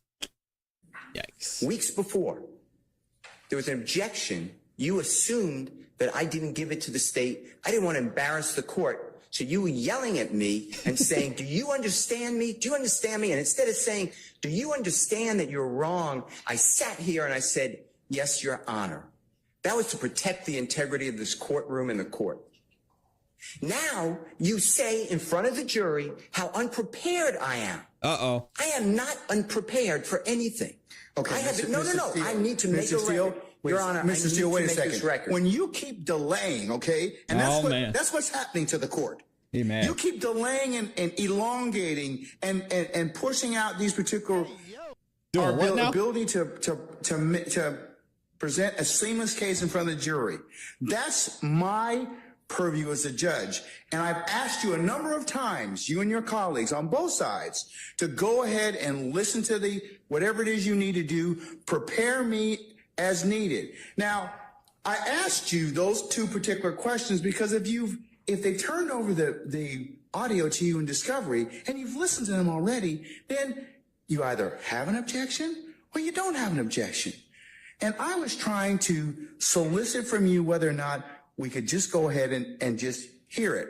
So you can imagine my frustration because all these little delays just elongate out our presentation in front of the jury. Relax, that's for your benefit, not for mine, Your Honor. So that's why I've told you all at various times during this particular case. It's not because I want to embarrass you, Mr. Steele. It's just that I'm trying to kind of keep this thing presented in a way that the jury can listen to it. And the court Morning, is K. wrong. Cooper. What happened was, let me finish, and I'm making this for the record. What happened is, and I don't get embarrassed by you, but I don't want to embarrass you. I made an objection that some of these jail calls have a third party who will not testify. I objected to hearsay. The state said it explains the effect. Okay, let me finish. Which call? Which call? These calls, as you... Okay, well then why aren't we taking them up beforehand? The state just said, just now, these are the 3 additional calls that they want to introduce. All right, well, then here's your response. I'm going to give you an acceptable response. Well, I'm going to make my motion. Huh? I need to make my motion. Judge, there's more to this than we need to listen to these calls. Right. Then I would have put, no, you didn't say that though. So I wouldn't have had that opportunity. But Dang. That's why I keep telling you this, okay? I mean, like I told you, forewarned judge, a happy judge. All right, so you gotta keep the judge you just happy. told me up front, Judge, we have not had the opportunity to listen to all of those calls. We've only been able to listen to 2. I want to listen to the other ones. And I've listened to the calls. I know. I don't know what the third one they're trying to do. Okay, well, listen, let me just finish. So you presuppose I don't know what the calls are. Well, I don't know what the third call is because Ms. Hilton, who's professional, said, I'll take a break and I'll let you know what it is. But the other 2 calls are the baseball game and at the chicken. They're discussing chicken wings. Or chicken. I understand those calls. There's issues in those calls that you need to address. But I politely make an objection and say, Your Honor, based upon what you told me, which is what you told me, we'll take it up later. Mm-hmm. I wanted to raise it. You tell in front of the jury how unprepared I am. And let me tell you something. I am not unprepared. I don't appreciate the court telling me that. And you don't, and I asked you, tell the jury that you were wrong when you admonished me last time. You said you wouldn't do that. This is the second time. And then we know what Judge Glanville says after that. He says, well, I'm sorry. Things are said in court. And I'm sure you said some things that I didn't like. Just let it go. Let me see if we're back in court yet. And we'll keep the video going if we're not. Nope. Looks like they're not back yet. Good Lord. And you know what it does to me? I don't care. I'm hurt because you're a court, but I really don't care. But what does it do to Mr. Williams? Mr. Steele, I'm not trying to personally insult you or hurt your feelings, okay? You are a grown professional advocate. I am a grown professional jurist. And people say things to me that border on the lines of I could take action or not. You have certainly said some of those things to me during the trial of this case. I have let them go. So, sir, that's just the trial. That's just the trial of the case, okay? No, but that man's life is here.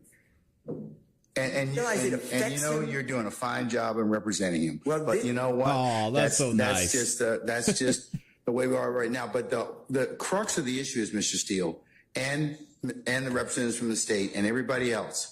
What happens right now is I have to take a break in order to vet all of these issues, which I'm required to do, Mr. Steele. And that's what is kind of disappointing to me because I have given you all this administrative time, all these breaks to go ahead and do this. And this is what delays the presentation of this case in front of the jury. You know, if I would have done what the state did and I'm not poking anything at Ms. Hilton, you would have said to me, why didn't you share those calls with him before? You were out all day today. We didn't start court till 1 o'clock. I would It sound like a couple arguing, man. If I didn't take out the trash, you would have. have shared them. I know It you was would. crazy. It took the place in state open didn't. court. I'm not poking fun because I can deal with it. But when Well, the you know court what? then steps But in, here's the problem. Well, you're I not have a finished. I have a problem with it because at the end of the day, I got to listen to a 15-minute call. you don't have to listen to anything. But You have to make a ruling yes, on it. but and I have to listen to it in order to make the ruling on those. And even if you said you've listened to the chicken call and the baseball call, and if you say there's other issues that come into play, it's better for us to take those things up before I ask for that jury. And I could have done that this morning. I could have done that at another point in time. So, I mean, Well, I raised this issue to you, and I don't remember the date, but it was days ago. I raised it, and the court said, all right, understood, and we'll take that issue up when it comes. Now, what am I supposed to do? Okay. Sit there and say no objection? no, Exactly right. Not at all. Not I at said, all. Judge, it's an issue Not we at need to all. take up. Not at all. And in addition to that, today alone, and this happens, today alone, the state introduced 2 exhibits. I've never been given them before, ever. You know what I did? No problem. No problem. I mean, he's Because I not think that's wrong. professional. One was a Google map. It needs to be clarified for the record that it was not done on September 11, 2013. And then a map with little dots with 0.4 miles. I've never seen before. But I didn't do anything, Your Honor. I want to move the case. But when the court, it gotta gives stop me trying to no be pleasure nice. in saying this. I believe that this honorable court is biased against Mr. Williams and or his counsel. And I ask you to consider recusing yourself or don't do this again to me. This is inappropriate to me. I respect you, but what am I supposed to do? Sit there? Yeah, While Brian you do was this, I didn't heated. do anything wrong. I did exactly what you teach me to do and the Okay. courts teach me to do. All right. But instead, no, I got to finish this. Then He said, I "Let me get pop out." told to this court says by Prosecutor Love that I'm not being candid with the court and I'm misrepresenting because Mr. Bean never went to the hospital at Grady on September Miss 11, Love. 2013, and Miss Love has a document on the desk to prove it. I sat right in front of Your Honor at the table, at That was the a big bench, deal, and too. I said, I'd be careful what you say. That's not accurate. Mm-hmm. Miss Love looked down on me and she said, it is accurate. You said, we'll take a break, figure it out. After the break, you didn't even bat an eye. Ms. Love said, yeah, I was totally wrong. Mr. Steele's right. He was taking a Grady. If I would have done that and called another Thank you, member of the Kristen. bar disingenuous, not truthful, no candor, and misrepresenting, you would have had me. Yep, he's right. And then we know Judge Glanville's up out of there. All right, let's get back into the trial, y'all. Judge Whitaker forgot her mic again. Get it together, sister. There we go. Thank you, Kristen.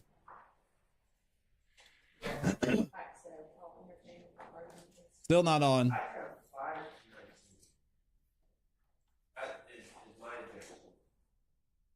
Yeah, Steele was cooking. He was giving Judge Glanville the business. Before, that's fine, but before I have for you, page 202, 14 through 20, but you're saying it's. I have 202, 5 and 19 in my notes. But either way. Okay.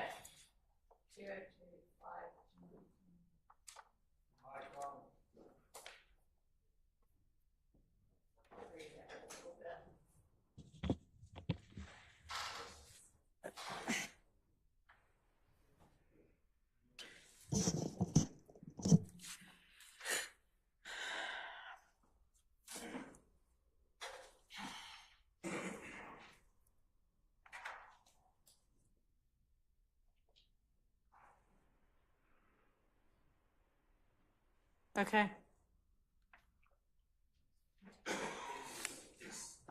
Just a off the cuff, not referring to any specific incident of Morning, Kenneth Tracy. and Shannon getting into arguments and then people coming to shoot at them, and then Kenneth saying Shannon doesn't stand for people shooting at him, is my interpretation.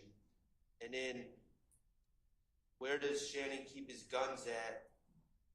Kenneth Copeland says, shoot on him. And that man got a gun every day. He gonna run though. mean, we're not talking about a specific incident. We're not talking about an overt act. We're just talking about character. Shannon keeps a gun on him. Get into arguments with people and they shoot at us. Again, not talking about a specific act. Just generally, and Shannon ain't going for it when people shoot at us. I mean, all of this is just. All right, so let's kind of take it piece by piece. So there's kind of like the 5 through 13, and then the kind of 14 through 19.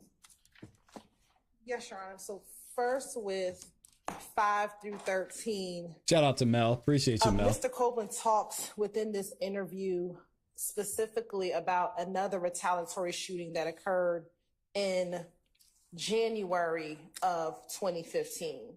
Again, after Donovan Thomas's murder, there's an incident in which Mr. Copeland, Mr. Garlington, and Mr. Stillwell, I believe they're all in the car together when and they're driving on the highway somewhere near University Avenue and I-75, and the opposition gang shoots at their vehicle.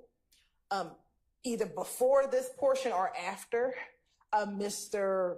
Copeland tells the detectives that Shannon was upset with him because he didn't want to shoot back at the other car. So I think when you think about that part of the transcript in context with this, what he's saying in lines 5 through 8, but what I'm saying, me and Shannon get in an argument plenty of times because these N-words done came, shot at us, or did something. Oh, shoot.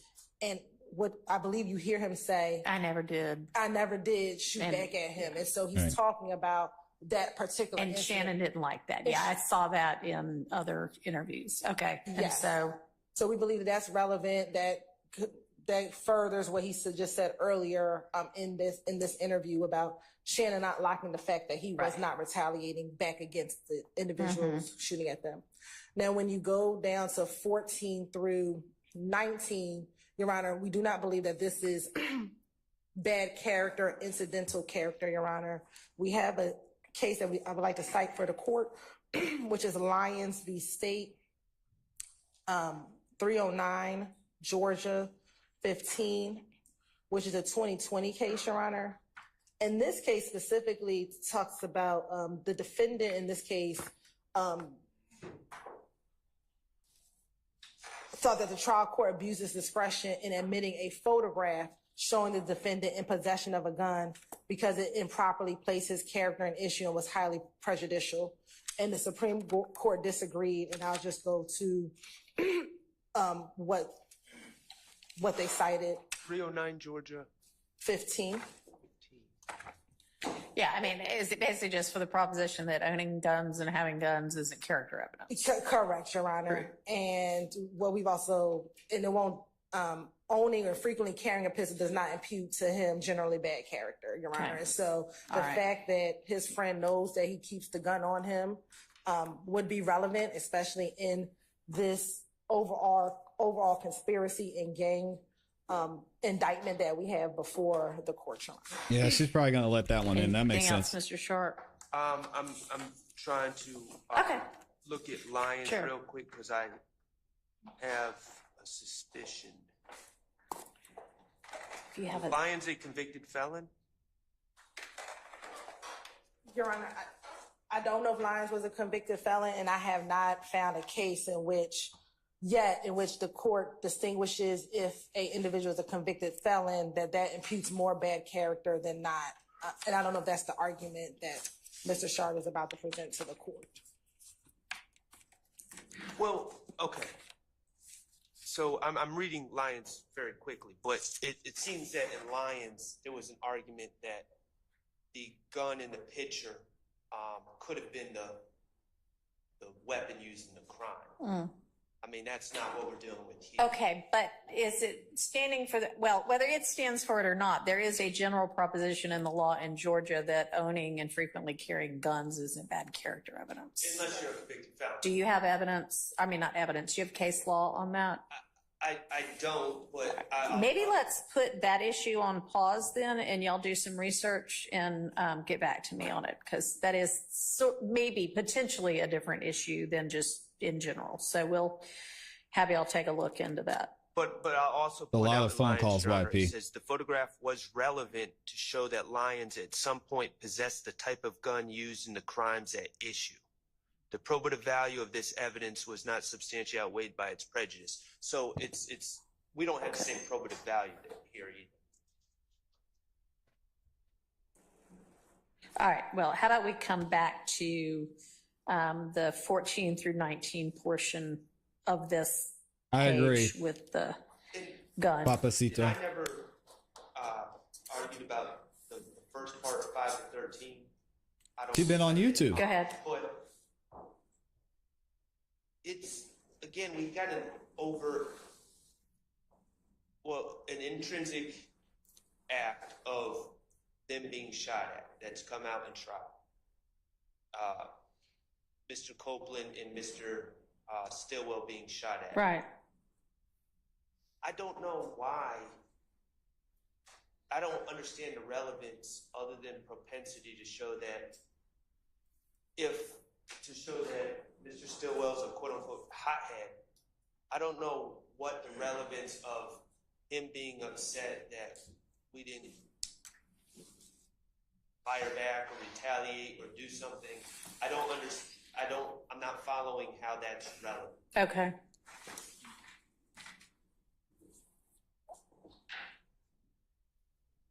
Your Honor, it's not relevant to show he's a hothead. It's irrelevant to show that he wants to retaliate against the opposing gang in the middle of a gang war between these two rival gangs. And so that evidence that while one YSL member didn't want to retaliate. Which, have they been able to show evidence of the gang war? I'll be interested to see that as well. I don't know if y'all have seen that or not, but it seems like something that would be this one wanted pertinent, to retaliate to say in the this least. ongoing war between YSL and YFN.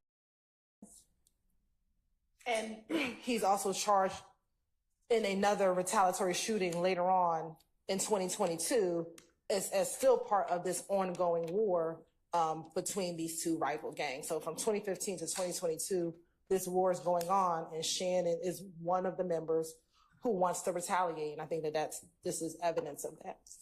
All right. Well, I mean, it also shows the relationship between the two of them, which I would think is relevant to sorting out Oh, there you go. It's going to stay in. his basis for. Okay. I am going to permit the 5 through 13 portion in over the objections and There it don't is. find it substantially more prejudicial than probative under 403. And y'all can get back to me with any law you can find on 14 through 19. So we'll remember to revisit that. All right. So far, Glanville was on track. Yeah, if you've got one now, that'd be great. So Hall, Hall versus State. It's old. It's 180 Georgia Appeal 210. I'm sorry, say the first three. 280? No. What did you say? 180. 180, an oldie. We're going back. 180 Georgia. Appeal Oh, app. Okay. 210. Okay. And it's 348 Southeast 2D 736. It's 1986. Okay. And Your Honor, what it says is the defendant stated on direct that he knew what was in the bag. At worst, he admitted only one of the elements of the crime of possession of a firearm by a convicted felon. The simple rule announced by the Phillips court clearly states that character is not an issue until a defendant admits any prior criminal conduct. However, no criminal conduct could be shown until after is italicized, the prior conviction was admitted into evidence over the objection of defense counsel, because possession of a gun is presumptively lawful. Allowing the prior conviction into evidence in order to place the defendant's character in issue demands circular logic and defies even the broader parameters of the simple rule in Phillips. Here, I'm telling the court that there's an exhibit, I don't know the number, that Mr. Stillwell is a convicted felon. And she's still gonna let it He's in. charged with possession of firearm by a convicted felon several times in this indictment. So that increases the prejudicial value because it goes right to a substantive charge. And I to would say think- that he runs around with, I'm sorry, did I interrupt? Go ahead. To say that he runs around, he being Mr. Stillwell, runs around with a gun at all times, his conviction is back. It's in this case. Somebody, please help me, but I'm going to tell you it is before the supposed conspiracy even started. The conviction's back to like 2012, I think, but I'm not sure on that. I don't want to make that representation. The trial, Judge Glanville allowed the state over my objection to actually admit, I think, 5 prior convictions of Mr. Stillwell to establish he was a convicted felon. Okay. All right. I'll take a look at it over the lunch break and give the state a chance to come up with their own. Oh, she said lunch break. I hope we're not taking case another law break on soon. that. And so, We I wanna mean, keep are going, y'all Judge. kind of arguing that this is, and by y'all, I mean the defense, are you arguing, I mean, I know you're arguing, so this makes it really prejudicial because it makes it more, well, I don't know, I don't want to rephrase, but are you saying, well, this evidence makes it more likely that they will find him guilty of possessing a firearm as a convicted felon as charged? Right, he's charged with, I think, 2 counts. Maybe Okay. 3. And essentially, Mr. Copeland saying, hey, he always illegally carries a gun as a possession, Okay. as a convicted felon. And of course, that is, in our estimation, very prejudicial and shows propensity, which should not be considered by the jury when they consider these specific All right. charges. So on the propensity issue, though, are you saying this is like 404B evidence? Well, they haven't given 404B notice. Right, because all of this is intrinsic. And so I'm thinking. Let's see what 404B is about. We've looked at it. On the basis of its, illegal propensity evidence, it would have to not already be in as intrinsic evidence. Well, my understanding, and I know Your Honor has a long background in appellate law, so I could be wrong. My understanding is intrinsic evidence we're dealing with specific acts. This isn't dealing with a specific act. This is just a gentleman saying, oh, this man is known to carry guns. This man always carries guns. He always has one on him. So, And just real quick to take a break so we can explain, Rule 404B is the federal rules of evidence deals with the admissibility of other crimes, wrongs, or acts in court. Here's a simplified explanation. General rule, generally evidence of a person's past crimes, wrongs, or acts cannot be used to prove that they have a bad character or that they acted in accordance with that character during the incident in question. There are exceptions though. Here's the exceptions.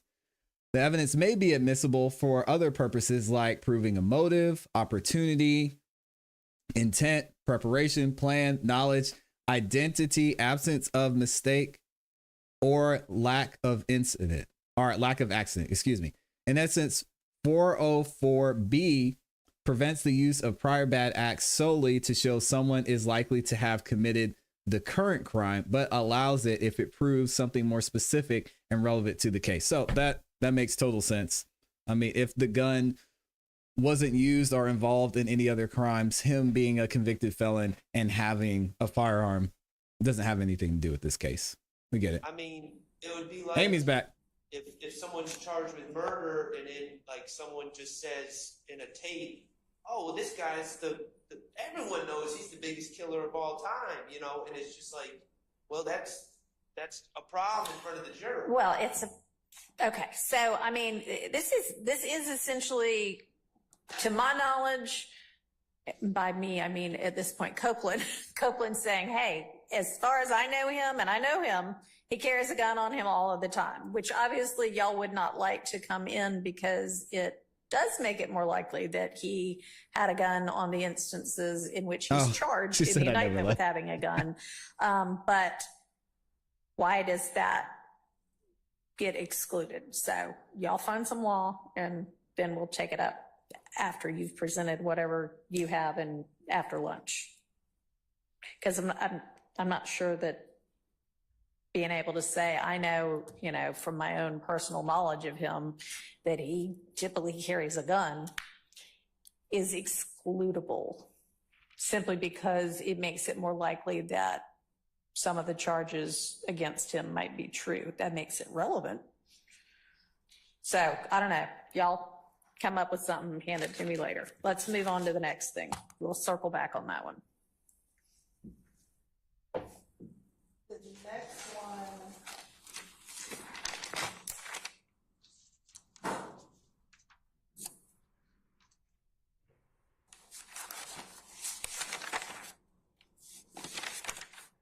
Ms. Hilton, are we in agreement on 21320 to 21416?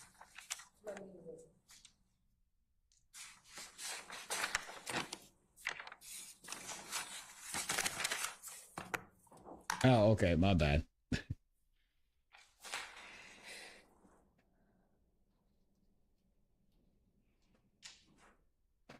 And we could skip ahead through some of these breaks too. Here we go. Yes. You agree, we're in agreement. Yes. That it's out. Okay. All right. And I just want to confirm, we're in agreement 220, 11 to 21. I have 22012 through 15. Skip ahead some. 17. Yes. All right, let me. Yeah, this is what Mr. Harvey was talking about. The judge having to go through all of this all over again. I don't know if I, All right. Your Honor, I'm just going by the transcript I have and the amount of writing I have on it. I don't know if the transcript, this might be one that we need to hear the Okay. audio. He said he needs some fireworks. Do you want to tell me what your objection is or objections are? Well, from my notes, I believe that Mr. Copeland is claiming that the game was, something involved in the game was shot up, Mm-hmm.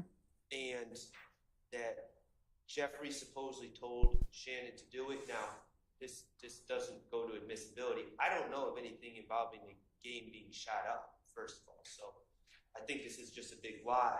But she's that died. being Yeah. said, the game had nothing. I mean, this is an overt act.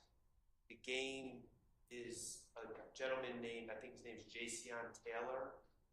He is not, to my knowledge, we've heard no evidence that he's affiliated with Lil Wayne or anything else. This is just like a completely separate incident that's uncharged in count 1 and uncharged in any other count as well. So, Your Honor, as I mentioned earlier, during the period of time when there was the conflict between Mr. Williams and Mr. Dwayne Carter, a number of other artists took sides. Shout out to Weezy. The game took the side of Mr. Carter. And we review, oh wow, I went way back. Excuse me, y'all. We reviewed this in another video, kind of the history of what happened between the game and Young Thug and Lil Wayne. If y'all want to go back and watch that, you can find it over on my YouTube channel. I'll tell y'all the name of it here shortly too. I'm just going by the transcript I have and the amount of writing I have on it. I don't know if the transcript. Let me get back to where we were. Here we go.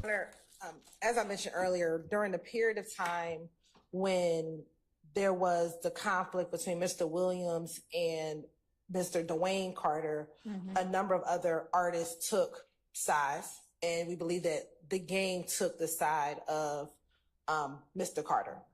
And during that portion of time, we actually have entered into a video in which Shannon Stillwell and Quindarius Zachary are in a video threatening the game. Yeah. That happened. if he comes here, he gonna have to come see me, and he's threatening him. All right. Now, what they're discussing in this portion, my understanding, but we'll play it, is Detective Dennis asks, well, how is the beef with Game and them? Mm-hmm. And Kenneth says the Game was fixing to get his ass shot. Mm-hmm. Shot up, and Thug, and would have, if Thug would, and Thug would have and told Shannon to do it. Shannon told me out of his... It says if Thug would have told Shannon to do it, because then it says Thug told him no. Right, and he says Shannon told me out of his mouth he was up.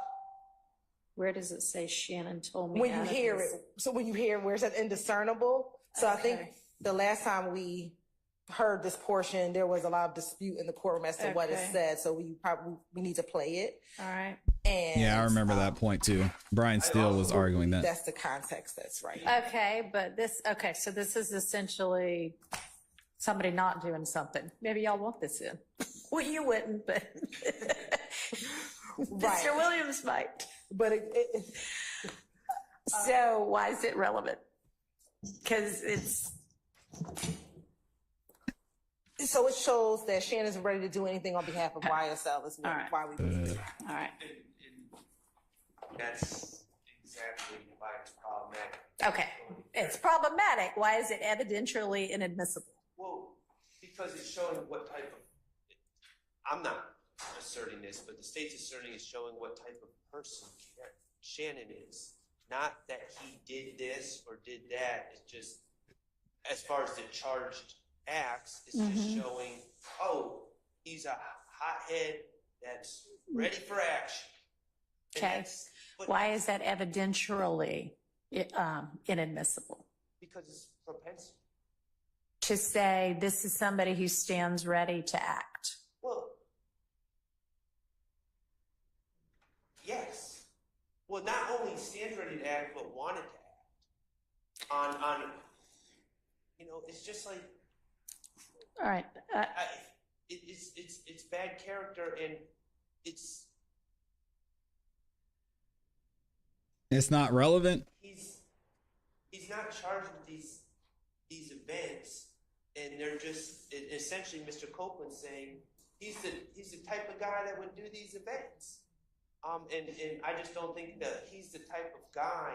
Especially if nothing happened to the game, it doesn't make sense. Bad character, and I think that's the essence of bad character and propensity. Respectfully. Okay, well, maybe you want to come up with some law that shows me that it's inadmissible, evidentially, character evidence to establish in a gang RICO case or something similar that somebody who's essentially charged with doing tasks for the alleged leader is ready to do such tasks or anything that the alleged leader sets. And Your Honor, also, I'm going to defer to the tape when we hear it, and I've been notorious for mishearing some things on tapes, but I'm hearing was shot up. And if man, that's what's Papacito. said, I would ask that the state provide us with some reports about something happening to the game at some point. Exactly. Yep. And that's exactly what I just said. Nothing happened to the game. He's fine. They say all kinds of stuff in this music and on social media posts. If that's the case, a lot of y'all who be in my comments will be up in the Fulton County court system right now. I'm just saying. Because I don't know anything about that. John, can I add Yeah. flavor when you get a chance? I'm listening. Okay, thank you. I also think it's important for the court to be aware that the state did not call Mr. Carter, Mr. Dwayne Carter. He's on their witness list. They said that they were going to call him. Wheezy might get called. Mr. Brian Williams. Okay. On their witness list. They stated at one point they were going to call because we have a short list. And evidence came out that, and I don't know how familiar the court is, but when people are in the entertainment business, They advertise themselves, promote themselves, drum up interest by doing things that are, I'm promoting an event for young children, or come to my concert, I'm going to kill somebody. It floods the internet, and it's a marketing tool. Mm-hmm. So basically what he's talking about is fake beef. Drake and Kendrick? What? We'll leave it alone. So you're being told like it's proven. It's not proven that there was this feud and Mr. Stillwell was going to do this. There's zero evidence. I've interviewed these. Yeah, leave the GOAT out of it, man. That the game, it's a band. It's a musical band. Game is GAME. That they were shot at.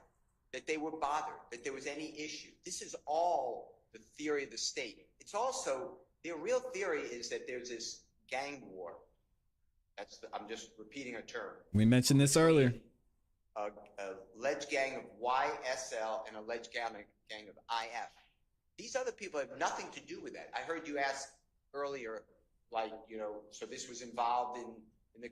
There's nothing. This is just what we've been dealing with in this case. It's just everything has come in on a state's theory without the evidence backing it up. Yeah. And then the gang experts, quote unquote, come in and they say, well, this is what we said, and we found out. And I asked, well, who'd you find out from? And they say, I don't know. I don't have a file. I can't give you a report. And that's what we've been dealing with. Ms. Hilton said earlier, and Mr. Winfrey pled guilty to this. That's a subject of emotion that I don't think you touched on yet. But I did an attorney proffer. I sent it to you once you were announced as the Honorable Court taking over. I sent you 8 attachments. And what happened in that is Mr. Winfrey did plead guilty. He was charged in another county, Cobb County, before the Honorable Judge Staley. And he pled guilty. He was charged with a RICO violation, gang act. It was a long indictment. He was indicted alone with the shooting on April 26th of 2015. You've been referred to it today as the Lil Wayne bus shooting. Okay. What the state did, though, was rather shocking. They had Detective Racy on the stand. Over objection, they played a recording from jail of 2 people who are not testifying in the case, saying that when Mr. Winfrey gets out of jail in Cobb County, there's $250,000, $250,000, and a Porsche waiting for him, a Porsche vehicle waiting for him. The state took that with Detective Racy, who was under the directive of Ms. Hilton, and said, well, that's his reward for not folding and giving testimony against the gang. And then Ms. Hilton asks Detective Racy, and within a month, Mr. Winfrey pled guilty.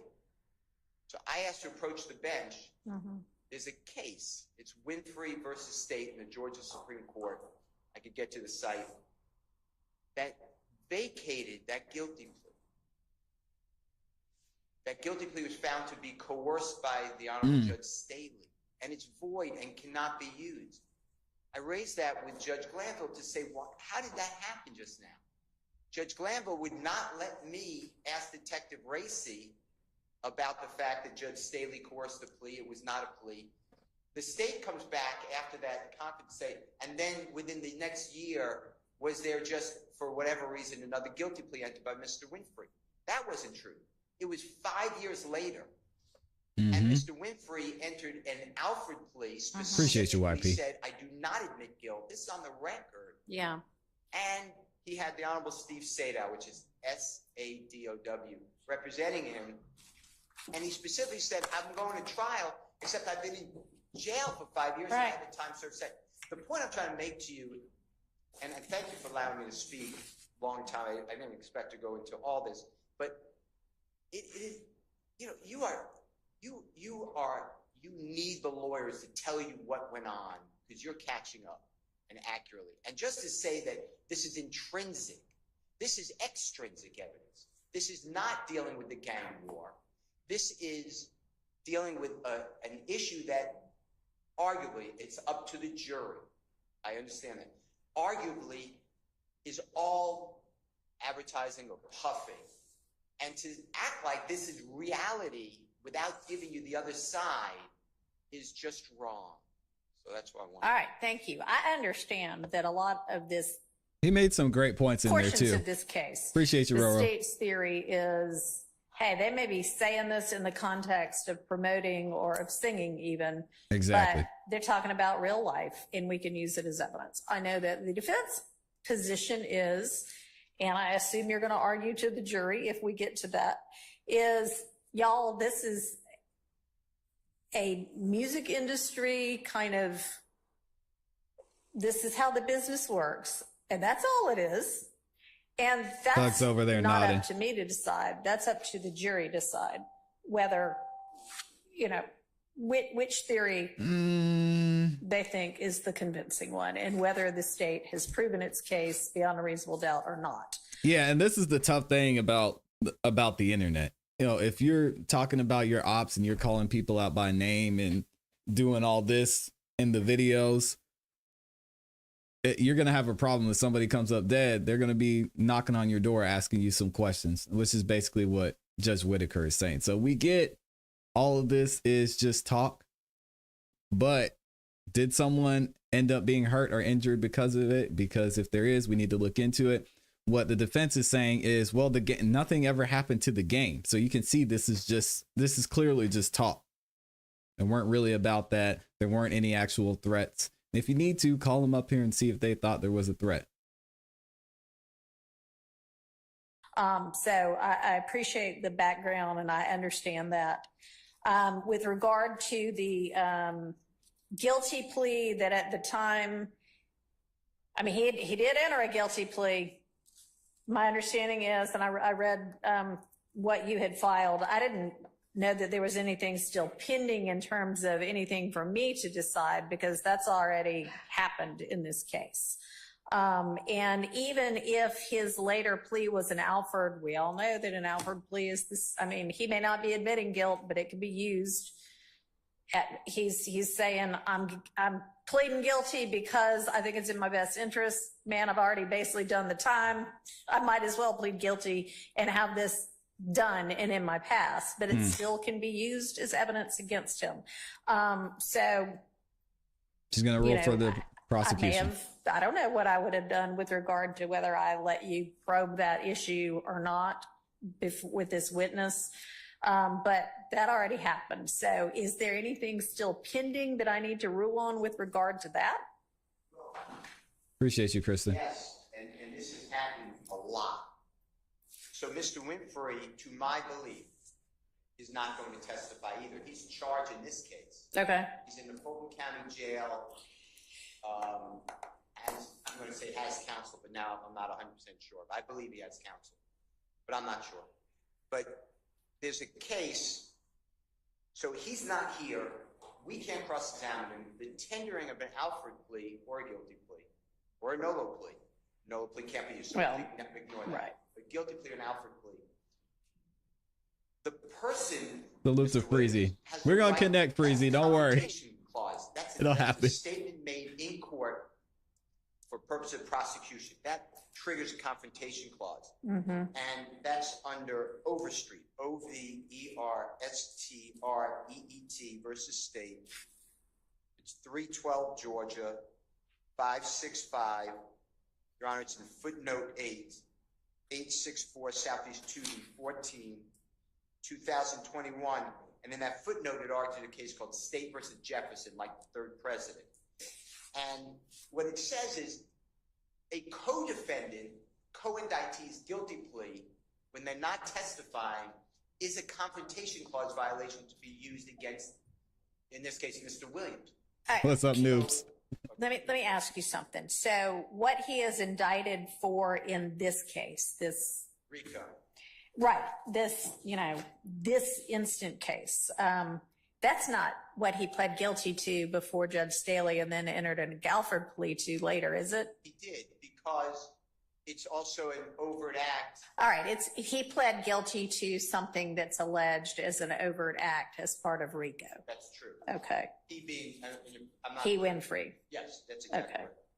But, you know, when saying, yeah, but he pled guilty and it came in, none of it, in my opinion, this is my argument, should have come in because you need the person, in this case, Mr. Winfrey, so he can be asked, why did you plead guilty? The jurors have no clue.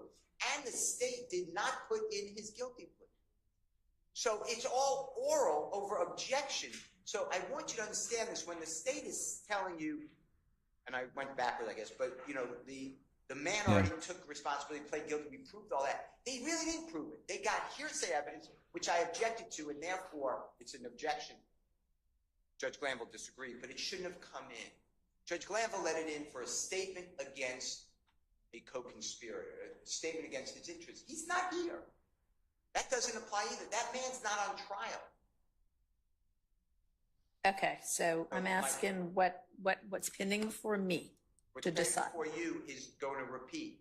The state constantly is putting on guilty pleas of people who are not here, who are not going to testify, and then they use it as a weapon against Mr. Williams. So that's one thing. And then the second thing that you really, why I stood up, I just want you to understand, it is not like this has been proven. You know, the game and that they were shot at, it's just a theory. And I understand you're saying, yes, then they have to prove it and it's up to a jury. I agree with that. But I don't want you to just buy into like, oh, this is so Appreciate you, Tracy. because it's already in evidence and the state needs to, you know, Okay. evidence is prejudicial. All right. Thank I think Brian's giving so much pushback because he knows she's going to let it in. Okay, so I'm not even sure where we were with regard to this. Play it. Yes, We're just, exactly. Okay. Your Honor, we're going to start just slightly before at 12:16:45. And this will probably be somewhere around page 222, maybe around line 1. Well, she not taking no shit. She not taking, Thug's not taking no shit from nobody. Doug's not taking no ish from nobody. Nobody else care about nobody else. You know what I'm saying? Thug ain't taking shit from nobody. Well, how does the beef with game in? The game lead is shut up and Thug with told Shan do it. Shan told me his mouth he was up there winning. Just give me the word. Yep. And Thug told him no. Say some the GD, I can't Nipsey Hussey, something like that. He ended the beef. You know what I'm saying? He stopped. You know what I mean? I ain't here to play. You know what I mean? I just don't want to go to jail. You know what I mean? And we're going to stop it at 12:17. Woody, man. Lil Woody. God dang. This man was singing. If y'all didn't hear what he said, basically he said Thug doesn't take from nobody. Shannon had his finger on the trigger. He said, hey, you want me to take care of it, Young Thug? Young Thug said, no, it's all good. And Lil Woody's here just telling the whole story. Man, I was trying to give him a little bit of a break because we did so many videos on this, but this is like grade A, 100% snitching. And now he wants to come out and say, oh, I lied. Everything I said, it was a lie. I was just saying this to tell the police what they wanted. Well, too bad every single person that you name in these interrogations, now they've been sitting in jail for over 2 years. All right, if y'all want me to figure out what got said, then I'm going to have that Look tape. at I'm going to have Thug. to slow it down. I have no idea what he said. I mean, I know a lot of it. Thug's but like, the I little can tell part you that what y'all he don't know said. either, I'd have to listen I can tell to you it a what he couple of said. times. So, I don't know. That is grade A snitching. I'm sorry, Woody. Woody's never coming to the channel. You want to play that? Yeah. Yeah. Not the whole thing, just that Jeez. part that is kind of hard to, like line 19, the game fixing to get their ass shot up, as I think. But after that is what the... Shout out to Judge Whitaker, man. Young Thug seems like he's in good spirits, though. Before you hit play, is the sound coming out of that little white speaker? Is there any way I could get any kind of a speaker closer to me? He said, I mean, is that where that's coming from? I can't, Nelson Hudson, something like that. He ended beef. It may not move far. In which case,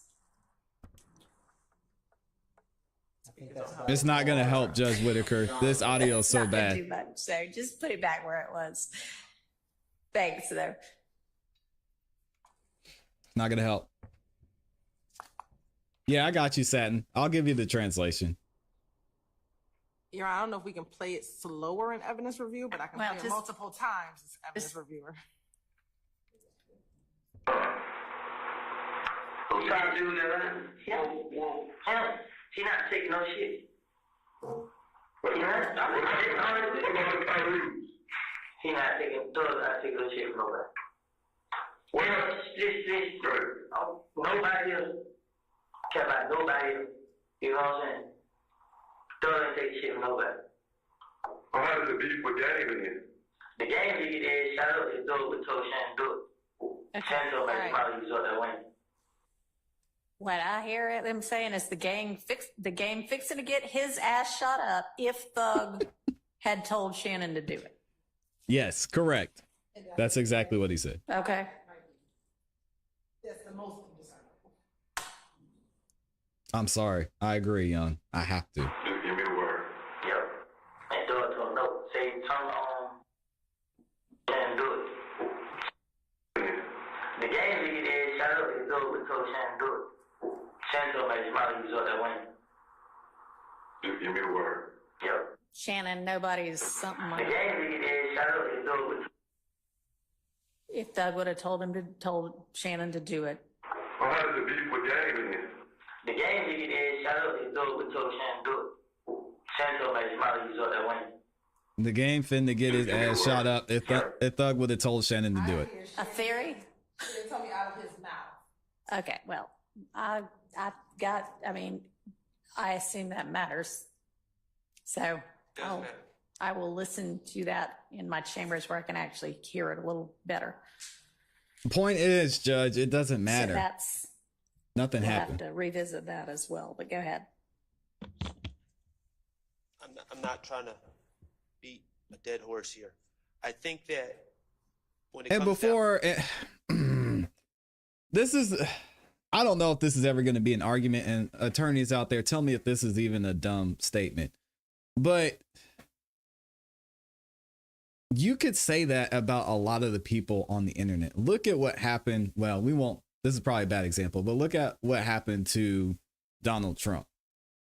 Like, this guy seems like he was incited in some sort of way to go out there and attempt to assassinate the president. You have people in the past, even if you want to go to Drake, you want to go to Drake and Kendrick. If that situation was real, we don't know. Somebody got shot at Drake's house. Like, if that's the case, everybody could be held liable for a RICO. I could be held liable. We have 4,000 people in here. If 0.5% of y'all were just willing to go out there and do something because I said it, like Roro was saying earlier, should I be held in a RICO charge because I'm on the internet? I don't know, man. It seems kind of shaky in this instance. Again, I'm not an attorney. I'm not a lawyer. I'm just looking at it with a little bit of common sense. And shout out to my Roro. objection is that, first of all, anything involving the game I could is be not wrong. charged, is not in the indictment at all. So it is extrinsic in my estimation. I don't know how this fits into the story or is needed to complete the story. In addition, it is bad character evidence about my client. It's a prior, if it's extrinsic, it's a prior bad act as alleged.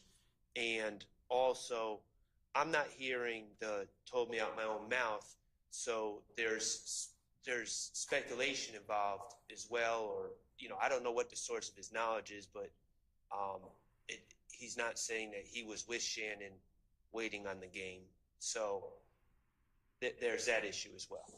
Okay, so with regard to that issue, I mean, they probably are not doing police questioning, thinking I need to establish exactly who everybody.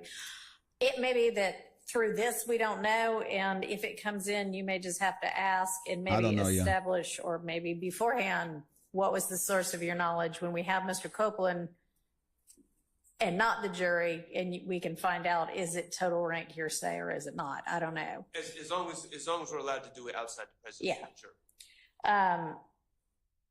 jury. Okay, and then with it being a prior bad act, there is no act here, so it can't be a prior bad act. Well, the act is being willing to do what Bug says. Mr. Stillwell is, according to Mr. Copeland, is waiting, I don't know where, waiting somewhere to shoot another individual. That's an act. I'm not sure it's a crime to be willing to do it if you don't do it, unless. No, I'm saying waiting. Not. I heard waiting, like he was in. I don't know. I'm just making this up. He had his finger on the trigger, is what Max wants to say. Or something. I hear he was waiting. Okay, I don't think that's what it said, but I'll re-listen to it. Okay, let's He move pulled on up, to the next had one. his finger on the trigger, was watching the game walk out of McDonald's. The next one. We going? No? All right. Max can't say that, though. I can say it. Page 231, line 5 through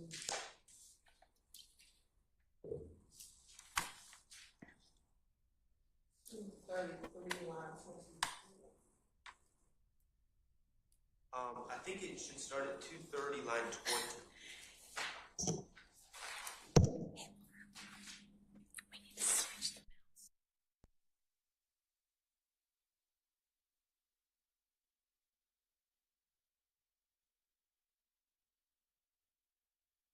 Why'd she mute her mic for that? She wasn't saying nothing.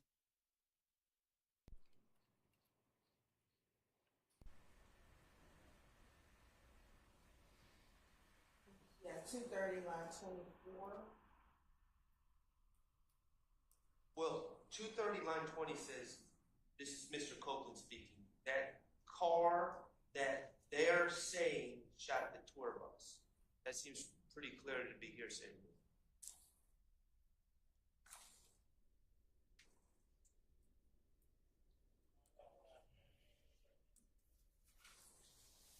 That's fine, Ryder.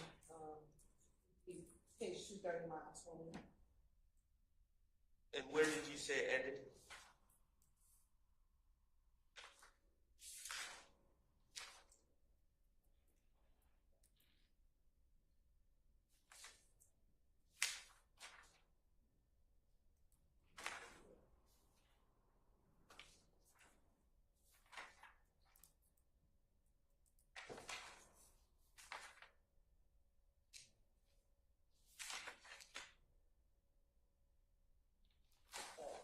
To 38, line 20.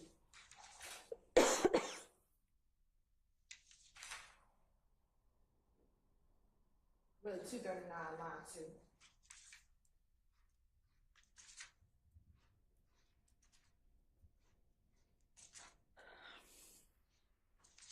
All right, we might need to skip forward a little bit. 41 to 240. Name was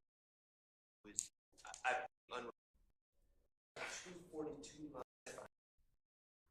One. All right, I'm gonna let this play. Y'all give me 1 second. Freezy, the jury's not in there right now.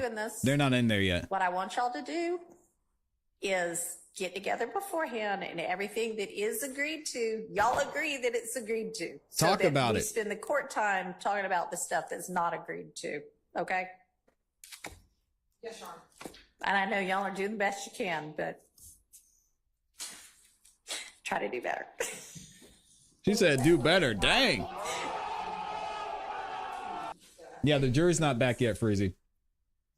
Page 321, line 21 through 23.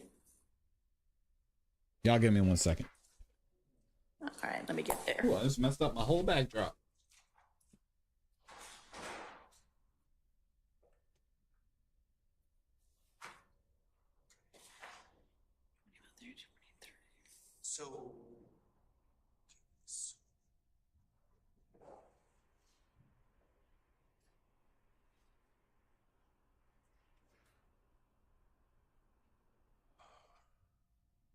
Okay.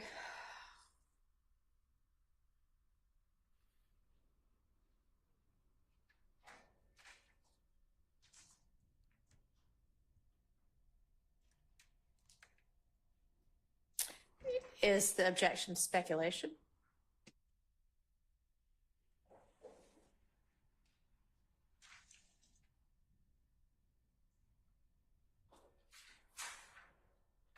Yes.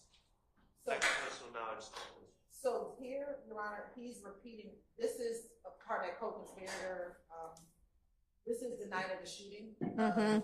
murder of Donovan Thomas. Okay. And he's repeating what Demekion told him regarding what happened with the murder. And specifically that line where he says, I guess that's where Thug went. Mhm. When you listen to Kenneth Copeland, it's not speculation because this is what Oh, This damn. is just the way he talks. Because even when you look at line 24, he says, and when Thug was at Bentley's spot, which was more of an affirmative, this happened based upon what Demekion told him. So this is all in relation to what we argued the other day regarding co-conspirator statement. Where is the state getting that he got this particular information from Mr. Garlington?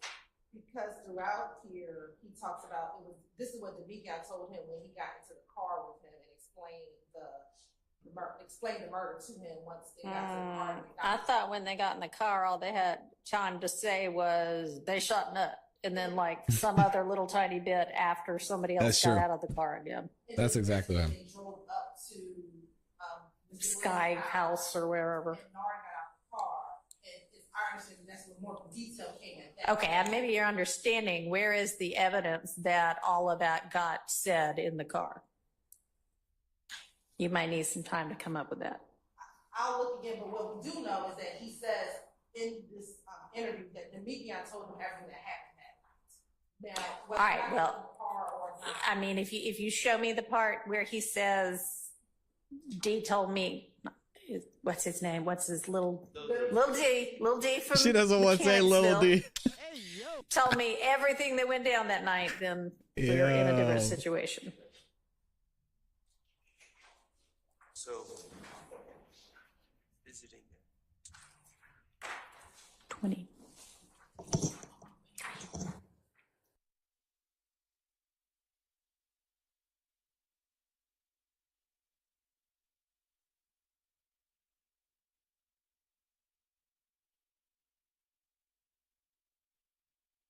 Little D. Why would you want that name? Let's skip ahead.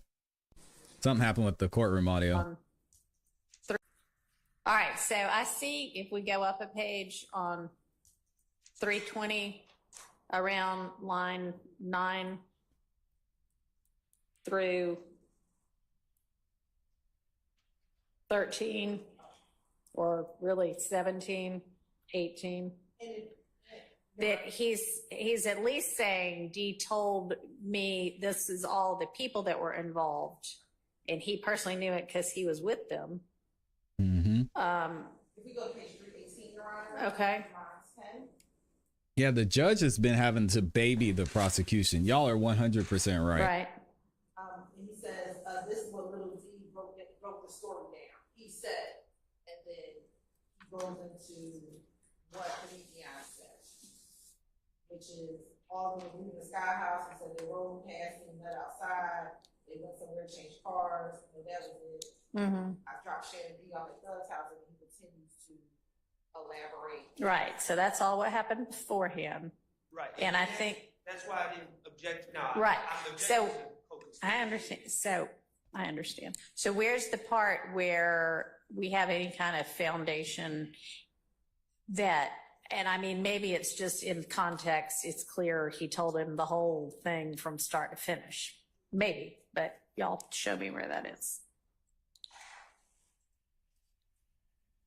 Uh-oh. I mean, I guess Lil D broke the story down, maybe. So, our understanding from this interview is that the breaking down happened in the car. What doesn't matter where it happened, as long as it did happen, as long as you have some evidence that shows he told him all of it. This, yes, from Okay. everything he says to, the detective in this interview, everything about that murder that night is what. This is, okay, this is him saying, here is what he told me. Okay. All right, I'll take a look at it more in context over the lunch break. But that seems to be a pretty good basis for arguing that. And he says it early, so this is the second time he's telling the story, so for the purpose of this interview, Your Honor. Okay. He tells the story initially early on in the morning to Detective Gaither, Detective Dennis, Yep. and detectives. And then later they bring in Detective Thorpe, who was the homicide, the lead detective on the Thomas case, and he reiterates. They still use Blackboard noobs. With a little bit more detail in front of Detective Okay. Thorpe, so he's telling them all. All right, and he's already said, I got it all from Lil D. Okay, all right. Got it from Lil D. think that Don't is mess with the Lil D, satisfactory. man. As, yeah, he had a source for this.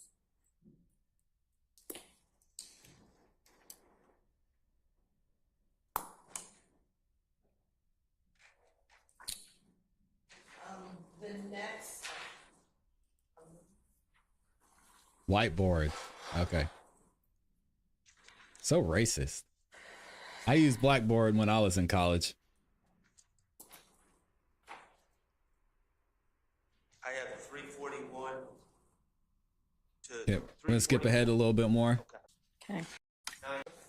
It's been a little bit of an uneventful day so far, but we might get into some more stuff here later on. Let's see. Got to hear about Lil Wayne, the game. Line 16 and a tour bus.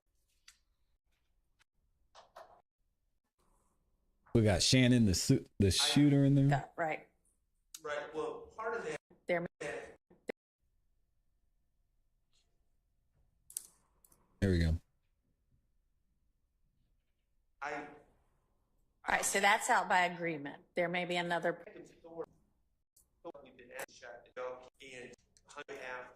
I believe Kenneth is elaborating that he's not the problem, it's Shannon. And so he goes on and he's saying Shannon is doing Appreciate you, Lauren. everything. Specifically, he says Shannon killed Nut. Shannon shot that tour bus. Based upon prior ruling, we know that should come out. Then he continues. Lil Woody said that? To go on. And he's saying, I ain't retaliate one time, now I'm on 362. And then Detective Thorpe, I guess, is trying to clarify, said, because you just said a key piece of stuff we've asking you, you said without a hesitation, without a doubt, Shannon the one who shot the gun. Because, and this would be speculation on my part, but I think because he's the investigator of the Donovan Thomas murder, that is what he is focused on. And then Kenneth Coleman doesn't even respond. He just says, y'all keep thinking I'm doing shit. I'm not doing nothing. I'm telling you, I'm fixing to go back to jail. I'm not trying to hurt anybody. Right. So he doesn't even respond to Right. Detective Thorpe. So maybe we could just take that part out then? It seems right. The Detective Thorpe part? Well, without a hesitation. Yeah, okay, so why don't we just take out 7 through 11? Okay. So 362, 7 through 11. Okay. Record.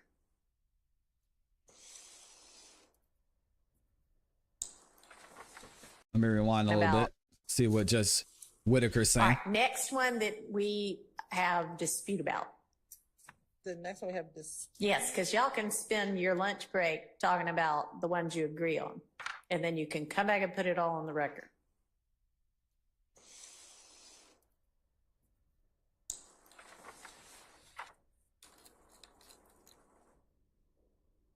I guess if you don't know, then we have to talk about it now. Look at 365, line 6 through 8.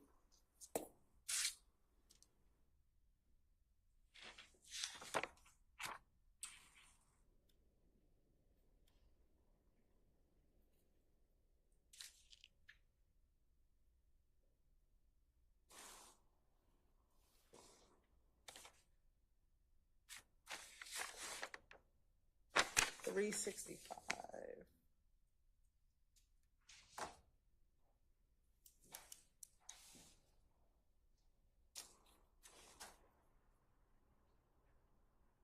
Yes, that's in this. That's Get in it together. dispute. Okay, so, Your Honor, on 365, 6 through 8, the context of this is Quindarius Zachary, also known as the other little D, from Cleveland. He allegedly would buy. He's Little not a D from convicted Cleveland. felon, he'd allegedly buy guns. Mm-hmm. At some point, he bought a gun for Kenneth Copeland. Kenneth Copeland, allegedly, Kenneth Copeland ends up getting arrested.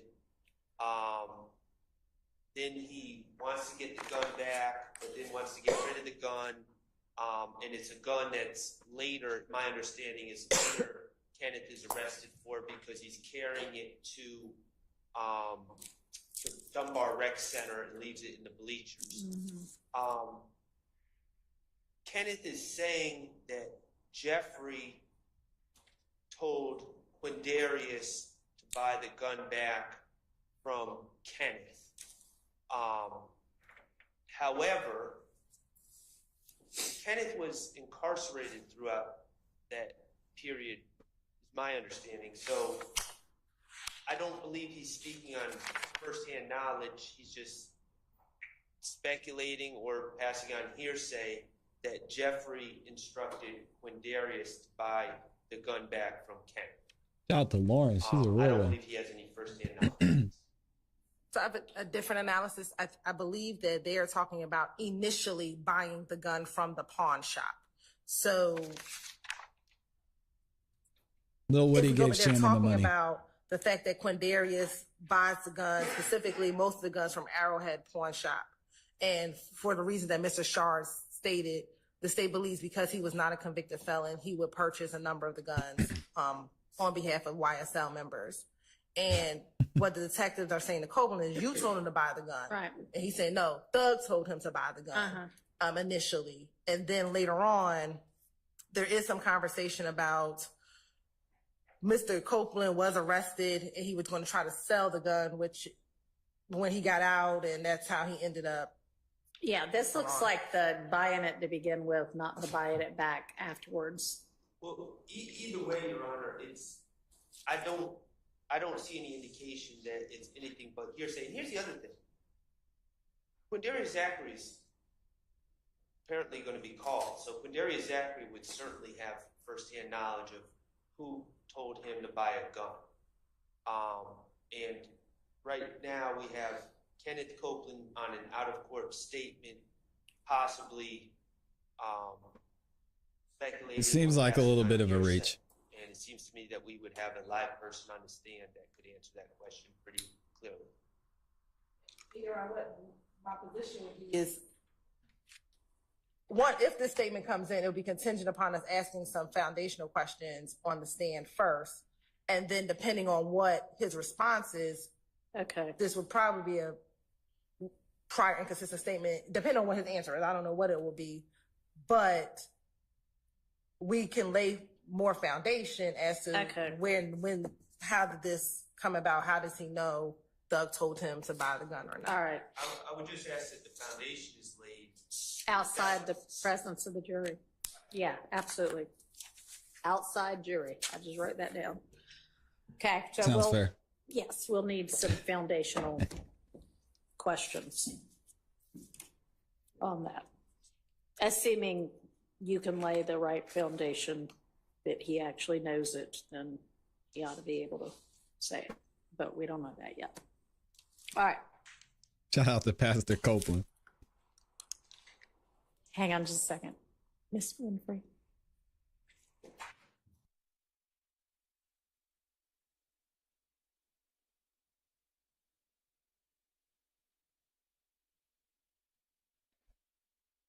All right, let's see. I feel a break coming up. I don't know about y'all. Feels like it's getting close to lunchtime. So we'll see what happens here. What do y'all think so far, man? I see y'all in the comments. What's everybody saying? Noob says she needs another ex parte meeting in order to determine what the witness is gonna say. God dang, no more ex partes. I can't handle it. I'm sick of making videos on ex parte meetings. Oh man, we cannot have any more ex parte meetings, and we haven't even got the official transcripts yet, which is crazy. There we go.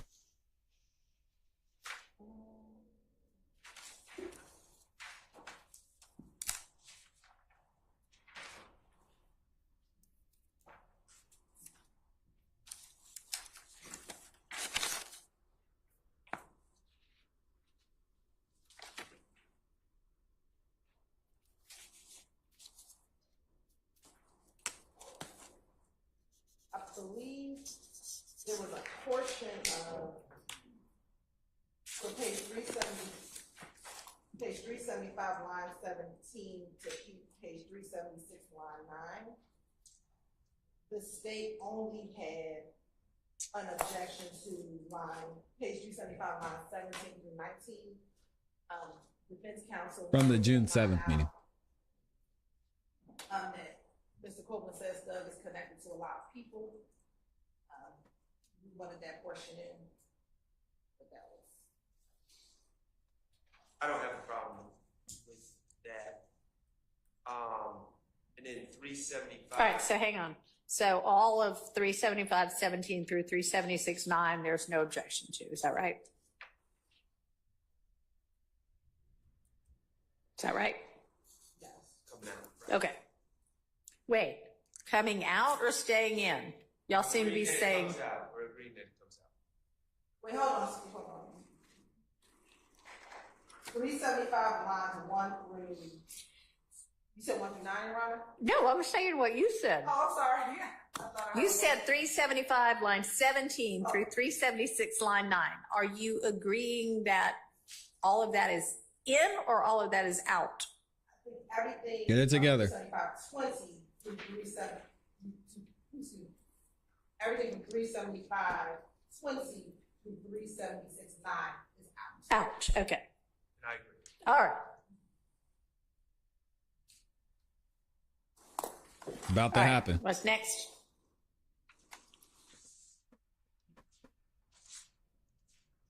I have 378, 1 through 8.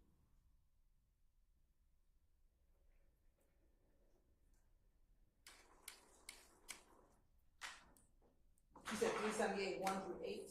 Right.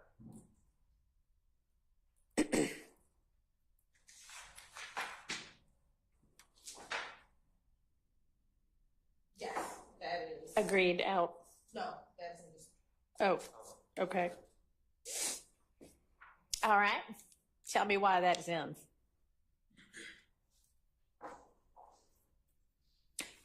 Oh, I see. That's not the detective saying 7 through 14. That's Mr. Copeland.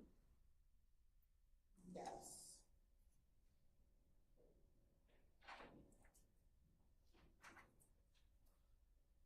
So then, Mr. Sharp, tell me why that's out. Well, two reasons. First of all, it's speculation about what other people will say. And also it's a comment on individuals' right to remain silent. I mean, they're asking, if we call people in here, who's going to tell, who's going to give it up, and then he just speculates. And I don't think that's relevant. I don't think that's appropriate. So I don't know why it would be admitted.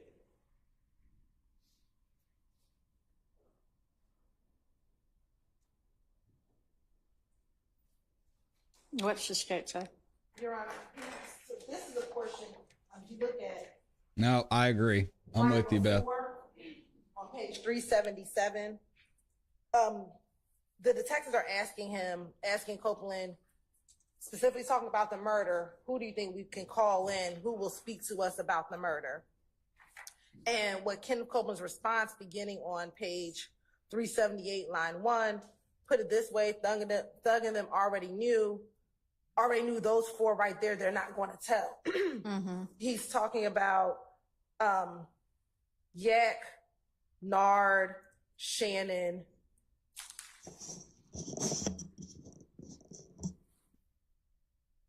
and one other, and it's slipping my mind who's the fourth person. And he says, I don't know about doo-wop, but them niggas not going to tell. That's why she they're said not saying it. You feel what I'm saying? I understand why everybody doing this stuff, but I at least want to make a way to be like, well, Woody told us. You feel what I'm saying? She said ninjas. This is a YSL member who knows the individuals in which he is around. He knows who will come and talk to the police and who will not. And so who will protect the enterprise. And that's what we believe he is telling them. Like, these people are not going to talk about our activities. So there's no use in you trying to speak with them because they're just not going to talk. And Thug knows that they're not going to talk as well. Oh, they were wrong. As it relates to commenting on pre-arrest silence, Your Honor, I'm looking at an 11th Circuit case, United States v. Reeves, REEVES 742, Fed Third 487, which is a 2014 case. And Sorry, just tell me that whole site again. Sorry, and if I went too fast, I apologize. United States v. Reeves 742, Fed Third 487. Okay. And the key holding that we have is the government may comment, and it's really on a defendant's silence if it occurred before the defendant was in custody and given Miranda warnings.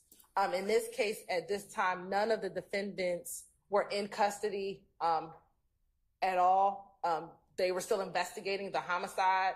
At this point, no arrest warrants were even taken out. Thank you. During this interview in June of 2015, warrants were not taken out until October of 2015 for the murder of Donovan Thomas. So this would not be commenting on any pre-arrest silence, Your Honor. Okay. So aside from the pre-arrest silence objection, what other objections do you have? Well, it's speculation, and it's also, I guess, relevance. Like, why is Kenneth Copeland giving why would the jury hear an out-of-court statement by Kenneth Copeland about whether my client will give a statement to the police or not? All right, so y'all Yeah, I don't get pointed it me either. as the objectionable portion to 379 lines 1 through 12. No, 378. I'm sorry. Okay. That makes a lot more sense. Okay. Y'all know Bruce Harvey's back there shaking his head.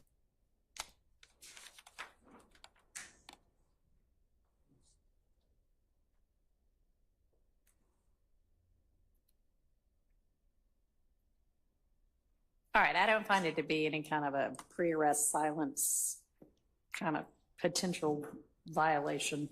And this is his opinion as to how strong they're going to be with backing up and keeping silent about what the gang is or is not doing. I think that that's permissible for him to say. I don't think I mean, it's only speculation to the extent that anybody's opinion about anybody else is speculation, but it's valid to come in. So I'm going to permit that in. She's going to let it in. Wow. What's next? We were surprised with some of the stuff Glanville let in too. The next portion that I have as in conflict, it was page 386, line 20 through page 387, line 12. And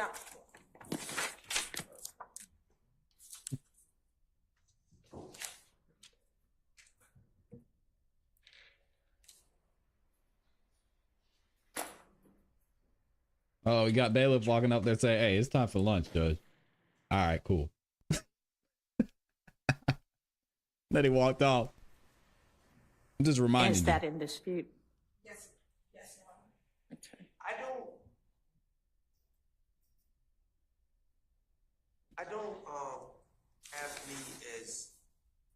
I don't have the dispute quite as broad. I just have the dispute over 387 lines 6 through 13.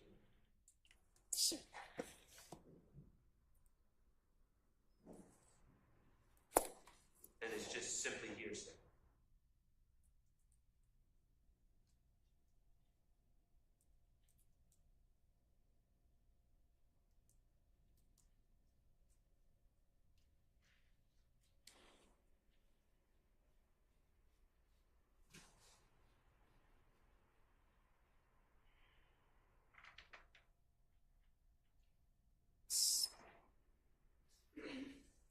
So, Your Honor,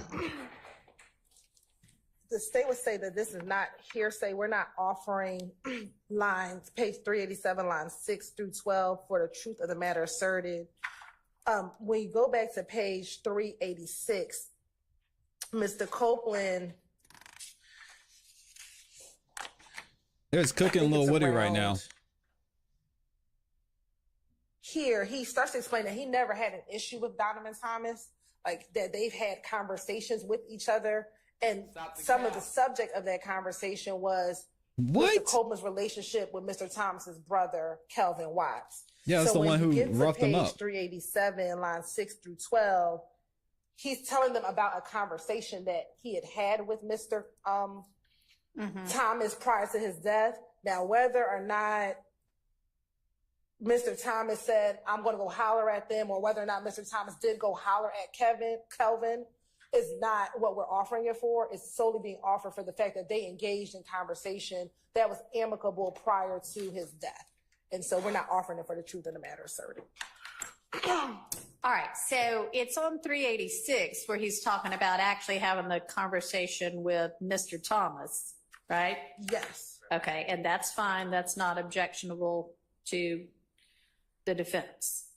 So the part that they're objecting to is the part where, I guess, who is it that's walking up and saying this?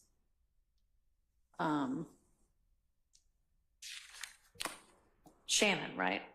No, so when we go to 6 through 8, yeah, he's saying that Shannon was right there in the presence when the conversation was happening. And it's Shannon who says, if I'm understanding it right, man, what's up with you and Kel, right? No, it's Donovan Thomas. Oh, and he was like, and he's referring to is Donovan Thomas. So, and I agree with her. Okay, all right. Yeah.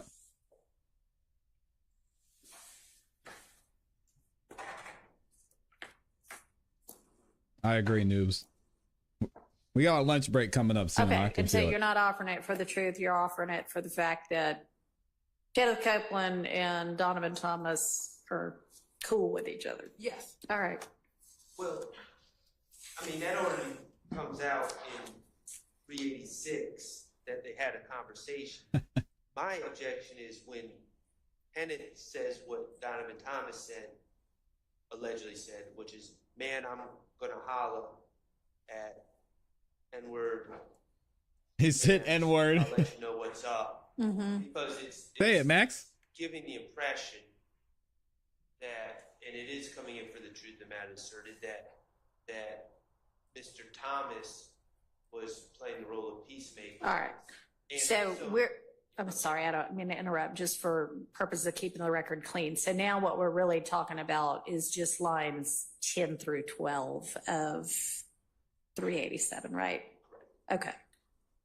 So in that, they're saying, hey, man, you got to be offering that for the truth.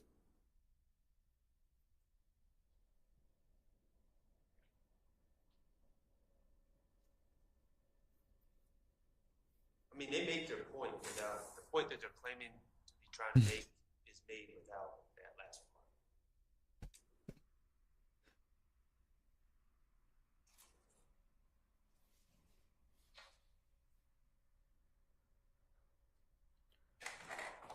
But I think that gives context when you continue to go further down that page. And when he says, that's what Nut said. And then Kenneth says, yeah. So when me and Kel seen each other, I believe he says, when me and Kel seen each other at the skating ring, Kel was like, well, he wanted to see what Thug got to say. So I called Kel on FaceTime. Okay. But give us some more history. In the week leading up to Donovan Thomas's murder, there are a couple of events that occurred. I actually am already familiar with the skating rink event. So it appears that on that Sunday, Kenneth believes, based upon his interactions with Donovan, that him and Kel are cool. And matter of fact, they actually do talk and have a conversation. And then the next day is when Kenneth Copeland gets beat up at the skating rink. So all this is in context of what is happening or developing those days leading up to Donovan Thomas's death. So I think it puts the second part of this page in context. Oh. But the only way it provides context is if it's being offered for the truth. Right. I was about to say, so now you're conceding it is being offered for the truth. Not whether or not he hollered at him, but the fact that they just had this conversation, whether or not, because we don't know if he hollered at him or AirPods not. are gone. We just know that something may have occurred. Then they saw each other the next day.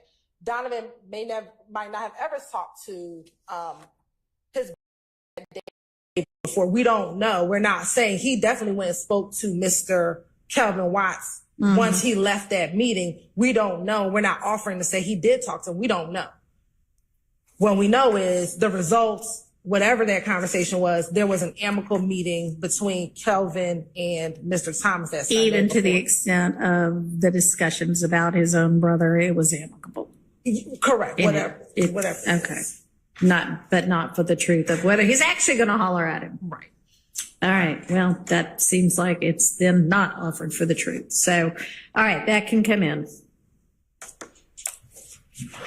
All right, let's take a lunch break. I know the lunch is here for the defendants, so let's be back.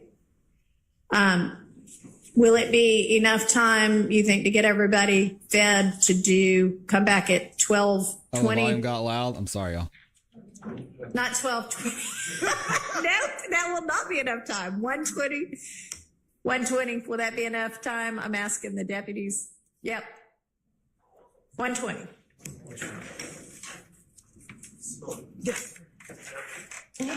All right, y'all. Looks like we are on another break. Looks like they're taking a break from lunch. They're going to be back at 1 o'clock. Wow. What do y'all think, man? What do y'all think? This has been an interesting day. Definitely a lot more legalese, a lot more back and forth from the prosecution and defense on what testimonies they're going to keep in. We did have some moments which were interesting with Mr. Harvey saying, "Hey, Judge, see, this is what I'm talking about. You taking too much time. We're trying to get up out of here. Just grant a mistrial."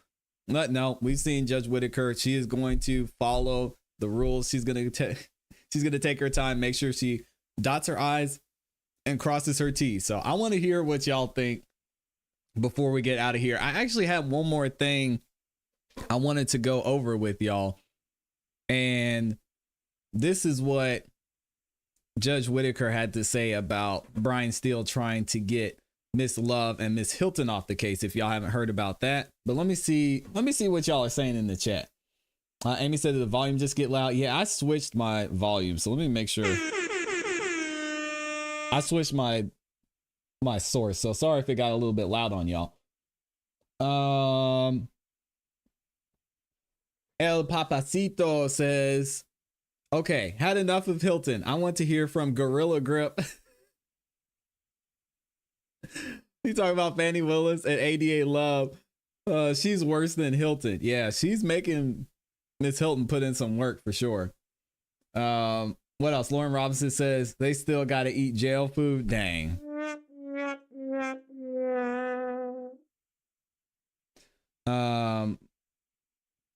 Beth Davis says Woody is a snitch. It's sad but true.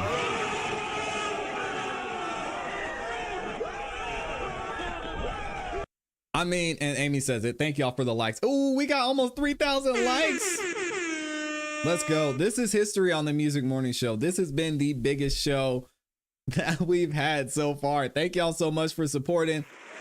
Thank you to Roro for the super chats as well. It's appreciated. I'm trying to see how many of y'all we had in here. We had at one point over 7,600 people in the building. So thank you again to all now 2,900 of y'all that liked the video. Shout out to y'all. Anyway, I lost my train of thought. I forgot what I was saying. Beth Davis said Woody is a snitch. It's sad but true. Yeah, we knew some of this information. I covered it in the past and kind of gave Woody a little bit of a break because he was in a difficult situation. He was trying to do what he had to do. But man, being involved in so much of this and then coming out and naming names like that. Even if you were lying, all these guys have been sitting in jail because Lil Woody, lying or not, whatever he says, went to the police and was talking. Said, "Oh yeah, Shannon did this." Y'all even saw I made a video talking about it. He was in the interrogation room and the mother of his child, as Max put it. I should start using that instead of baby mama. The mother of Lil Woody's child was sitting there next to him, and the police were asking Lil Woody about what happened when he was shot at. And he said, yeah, this is what happened. You know, I shot them. I don't know what happened to the gun, whatever. And he said, okay, was there anybody there? Had anybody been in and out of the house? And Lil Woody said, no, not that I know of. And then the police officer asked the mother of his child and said, hey, you know, was there anybody in the house that you know of? Was anybody there? Do you see anyone? She was like, oh, no, I don't know. And Lil Woody looked at her. He said, there was somebody else there. And she said, oh, yeah, Shannon was there.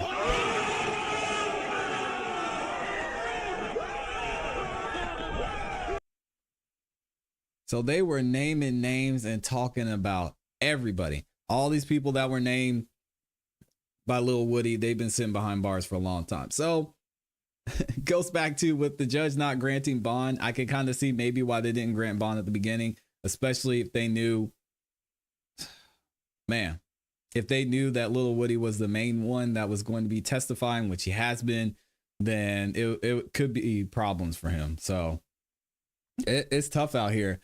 Lauren said there was over 7K at one point. Yeah, I appreciate y'all. We're still doing the same work though, whether there's 7K or 7 of y'all in here. I appreciate every single one of you and thank y'all for supporting. Amy says y'all show some love to the show. Much appreciated. Yeah, thank you. El Papacito says ClassE is giving TLA a run for his money. Oh no. That's the GOAT, man. TLA is that dude. Y'all make sure you go subscribe and check him out. But yeah, we're out here trying to get it. He said, loving it. Keep it up, my brother. I appreciate you. And thank you for continuing to show up and support. We're going to go over this one last thing and then I will get y'all out of here. Amy says that little baby. Where, Amy? I didn't see a little baby up in here. So let's go over this. And then I'm going to get y'all out of the building. I wanted to see if Joseph posted the entire motion because y'all know I like to read the whole thing. Dang, where can we find this? Let me refresh it and see if he posted the whole thing. No, maybe I can find it. Let me see. Y'all bear with me 1 second. I'm going to try and find this full motion. Let's order 9 defendant.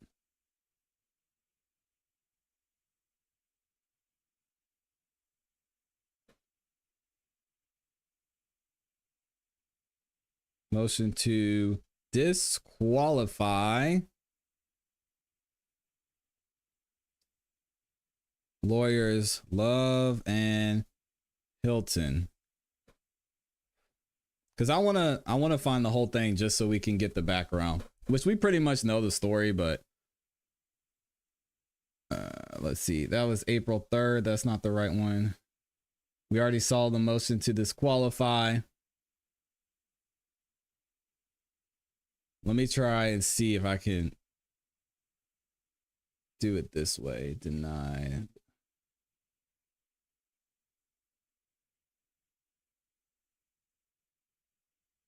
That is not the right one. All right, so this might be as good as it gets.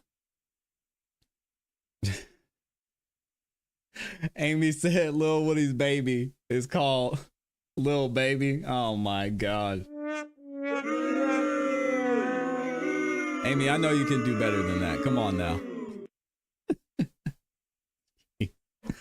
All right, here we go. Let's get into it. So, as a lot of y'all may know, most recently, Brian Steele, he was sick of Love and Hilton. And I think things were pushed even further after that June 7th ex parte transcript came out, which was mentioned by Yak Gotti's representation, Doug Weinstein. But Brian Steele had been trying to push to get Love and Hilton off of this trial, and Judge Whitaker responded finally to let him know what was going to go down. So we're going to talk about it here. We're going to read everything, well, almost everything that was said in this motion, and y'all can tell me what you think. Shout out to Joseph Papp for posting this over on X. Make sure y'all go follow him. He's done a great job covering a lot of this and dropping some pertinent documents when it comes to the YSL trial as well. He says Judge Whitaker has denied Young Thug's motion seeking to disqualify prosecutors Love and Hilton from the YSL trial. Dang. Let's see what her reasoning was. State of Georgia, Jeffrey Williams, aka Young Thug, represented by Brian Steele, and this is a letter from Judge Whitaker. This is an order denying defendant Young Thug's motion to disqualify lawyers Love and Hilton. Defendant Young Thug asserts that prosecuting attorneys Love and Hilton must be disqualified from this case because they are critical witnesses. They are critical witnesses in this case. Defendant cites Miss Love's exchange of text messages with a witness and both prosecutors' participation in the June 10th and now June 7th ex parte meeting with the then trial judge, a state's witness, and the witness's attorney, arguing that they must be examined so that the jury can consider whether the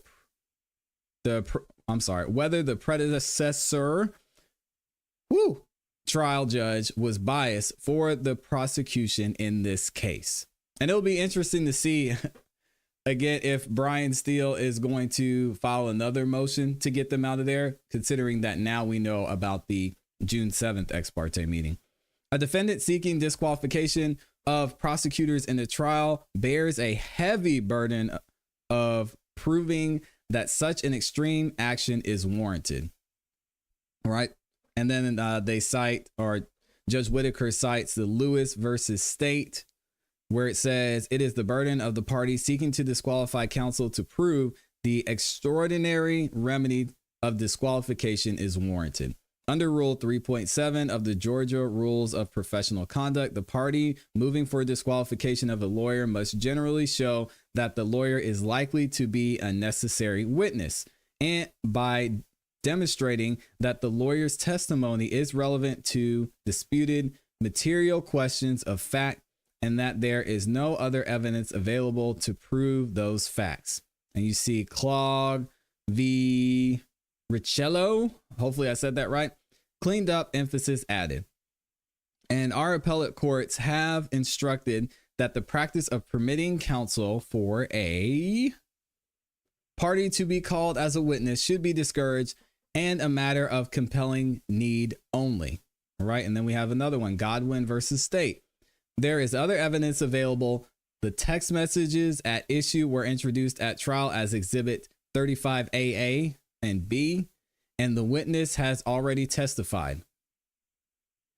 A transcript of the June 10th, 2024 ex parte transcript has been filed. So there are other sources readily available to establish the content of all the matters cited in the motion. Basically, this is going back to what Judge Whitaker said when they talked about it in open court. And she said, you guys have the transcript from the ex parte meeting. What do you need them to be on the stand for? And Brian Steele said, well, there's certain questions that I will have to ask Love and or Hilton and or Judge Glanville about what happened in there. I can't ask little Woody, hey, what was Miss Love thinking when she asked you this question? Or little Woody, why did Miss Love ask you that question? Brian Steele said, I need to be able to ask them that question about the ex parte meeting. That was a good point, in my opinion. Honestly, a little surprised that he wasn't given credit for that. But hey, again, I'm not an attorney. I'm just a guy looking at this with a little bit of common sense. Defendants argued orally that he must be able to probe why the prosecutors did what they did. And there you go. And said what they said.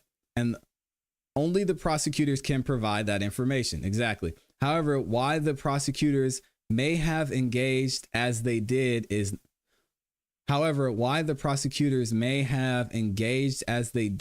not a relevant, much less material fact for the jury consideration in determination of this action. So I guess the jury's not going to be, the only reason he would want to ask about that is for a mistrial is the only thing I could see. So I would just I would think that Judge Whitaker is saying, I can talk to them. They want to be here and they want to give more information about that, but putting them on the stand isn't going to add anything to or take away in some cases from this trial. And I can kind of see that, and it makes sense, but they still won't be able to answer those questions and Brian won't be able to ask. However, we'll go back a little bit. However, why the prosecutors may have engaged as they did is not relevant, much less material fact for the jury consideration in its determination of this action. On the question of any potential bias of the predecessor judge, Judge Glanville, for or against either party, a relevancy and material evaluation under OCG 244404 yields the same result. Upon consideration of the defendant's motion, the state's response, oral argument thereon, and the applicable law, defendant's motion to disqualify prosecutors Love and Hilton because they are allegedly necessary witnesses in this trial is denied. So it's a no-go, man. It's a no-go. It's not going to happen. Now, what did they say going back to this reference point? Let's see where this note 1 came in. So there is other evidence available. The text messages at issue were introduced at trial as Exhibit 35AA, and the witness has already testified. A transcript of the ex parte meeting has been filed. And what does it say here? On the date that this motion was argued, July 30th, which was a couple days ago, and prior to the motion being argued, it was placed on the record by the prosecution that a brief ex parte discussion between these two prosecutors and the predecessor trial judge occurred in the courtroom on June 7, 2024. Okay, so she mentions that in here, alerting the judge to the potential need to have the eventual June 10th ex parte meeting. A rough, aka unofficial, transcript of the June 7th discussion was immediately ordered by this court and was secured and provided to all counsel at the close of the July 30th proceedings. The court encompasses that the June 7th ex parte discussion as well in its consideration of the present motion. Okay, so everything I just said might have been thrown out because I said she didn't mention in here the June 7th ex parte meeting, which may allow Brian Steele to push to have them removed again. But she's saying here, I know about the June 7th meeting and I took it into consideration when I denied your request to remove Love and Hilton. So Judge Whitaker she's ahead of the game. She's about her business. And also note number 2, which was to the fact of, let me see here. She's talking about go here. There we go. On the question of any potential bias of the predecessor judge. And it says the predecessor judge, aka Judge Glanville, was recused from this case by order dated on July 17, 2024. And that was by Judge Krause, who basically said she really didn't want to do this, but she had to because it looked bad, right? Based solely on the fact that in his initial handling of the June 2024 defense motions to recuse, he made a record and provided exposition which amounted to opposing the motions, an action disallowed by Uniform Superior Court Rule 25. The court issuing that recusal order specifically noted its confidence that Judge Glanville can and would continue to preside fairly over the matter if he were not recused. Stop the cap. We don't agree with that, but it's fine. And then number 3, and this is referring to, again, Judge Glanville, it says, if any of the predecessor judge's rulings in the case were improper and erroneous, regardless of the potential reasons, then assuming a conviction, they can be raised and addressed at a motion for a new trial and or direct appeal. So let me know what y'all think. Did Judge Whitaker make the right decision?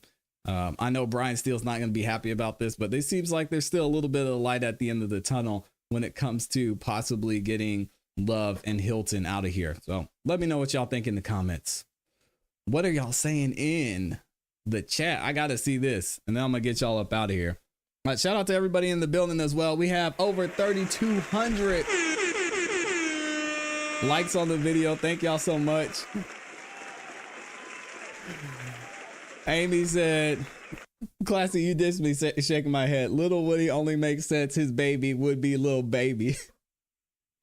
I'm walking out of your office now, slams the door. Dang. No, Little Woody, you would have to be like Little Toothpick or something like that. Or Twig, Little Twig, Amy. Come on, I know you can do better than that. Yeah, there we go. Noob said, how about the name Splinter? Oh, there you go. Yeah, okay, see, there you go. Amy said, or Little Twig. There we go. Roro said, ClassE asked why she mute. And she said she won't say nothing. Oh my gosh. I love it. Beth Davis says, Woody is the reason why Young Thug and the rest of the guys are in jail. And now Woody is saying he lies no matter what. Woody is a snitch.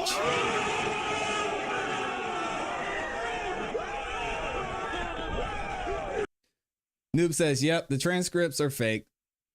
There was no court recorder in the room for the entirety of either meeting. Oh, that's even messier. You think so? This indicates that Judge Glanville knew he was doing it dirty. No court reporter or the reporter was dismissed or was never called. Yeah, you can see it in the June 10th ex parte meeting transcript that there was some of that in there, but in the rough draft, as they said, of the June 7th ex parte meeting, you don't see that. So I would like to see the full transcript, but I don't know if we ever will. Roro said, I don't believe she has all evidence. And where is love? I can hear a pin drop. Yeah, she's over there being awfully quiet. Quick is in the building. What's up, Quick? Good to see you. Happy Friday, says Mr. Tesla. Also, Bobby Long says this trial is a clown show. Absolutely. El Papacito says, ClassE, maybe you need to pull a classic TLA and lock the folks out who are up in here not hitting the like button. Oh, man. Just saying. Yeah, I'm going to let y'all live for now. But like TLA said, if it starts to get wild, I might have to recuse some of y'all or hold you in contempt, as he say. BP Bo says, why your screen looks so cloudy? I cannot even see the screen. Oh, I see what you're saying. Yeah, it's because this is on X. So this is why I like to get the full document, because even if you try and zoom in on X, it doesn't work. So if it looks kind of blurry and it's hard to see, I apologize, y'all. It's because this is on X. I guess I could download and save the image, but even then it probably wouldn't be good. So unfortunately, you just got to listen to my voice reading it like a crazy person. Yeah, I already BP Bo says read the screen. You must be behind, BP Bo. I just read the whole thing. Roro said Judge is like me. I have to say Lil, not Lil. That's all right. Amy says I might time. Oh, she says I might time a few out myself. Amy's about to be in the chat sniping some of y'all. Noob said 720p max reduced to 480p from X. Yeah, it's unfortunate, which I think you can now load these in 4K, but I've only seen that on mobile. So we'll figure it out eventually. I'll get this full motion and we'll see if there's anything left. But I think the last page was just Judge Whitaker's signature. All right. I think that's pretty much it, y'all. If you are a fan of music, make sure you tune in tonight, 8 p.m. Eastern Standard Time, to the Song of the Night Live. We're going to be giving away $100 in cash, brand new microphone. You're going to get a chance to hear some great music, and you guys get to vote and decide which artist tonight is your favorite. So hopefully I can see some of y'all over there. We've also got more videos dropping today and over the weekend. We're going to have from the time y'all are seeing me now until the Music Morning Show on Monday, we are going to have 8 different videos that are dropping. So if y'all weren't able to watch this whole live stream or the whole live stream that we've had throughout the week, I'm going to be dropping clips of those and some other videos for y'all too. All right. Thank y'all so much for the love and support. Big shout out to Roro for the super chat. Shout out to Amy for supporting in the chat as well. And thank you to all of y'all who are still here. Make sure you like the video on your way out. And y'all know what to do, man. Keep growing, keep pushing, keep it classy. We gone. Peace.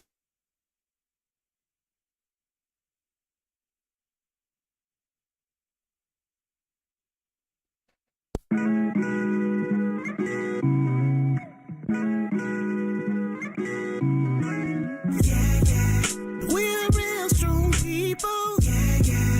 We can do anything. We can't be worried about what they say. My brother, my sister, just believe in yourself.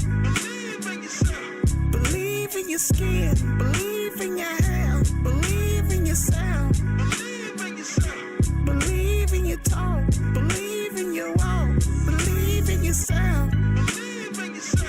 Believe in your skin. Believe in your health. Believe in yourself. Believe in your talk. Believe in your walk. Believe in yourself. Since everything starts with self, let me hold this mirror up and take a look at myself. Before I judge you, I gotta check myself. And I come to find out that that's good for my health, right? Change your mind and watch the whole body follow. So you won't hear me talking about I'm hitting you with hollows. I can't do it, got plans for tomorrow. And I ain't trying to bring my seeds no type of sorrow. Wait, cause fake rappers do fake-ish. I mean, most the basic get replaced quick. I'll never sacrifice my soul. Truth is, so I might never get 1 million records sold. But that's cool, cause I'm good with the creator. He nurtured my thoughts, so I present you with verbal flavor. You never listen to what no haters say. We pray for them, but we gon' move it this way. We moving forward, y'all. We can do anything. We can't be worried about what they say. My brother, my sister, just believe in yourself.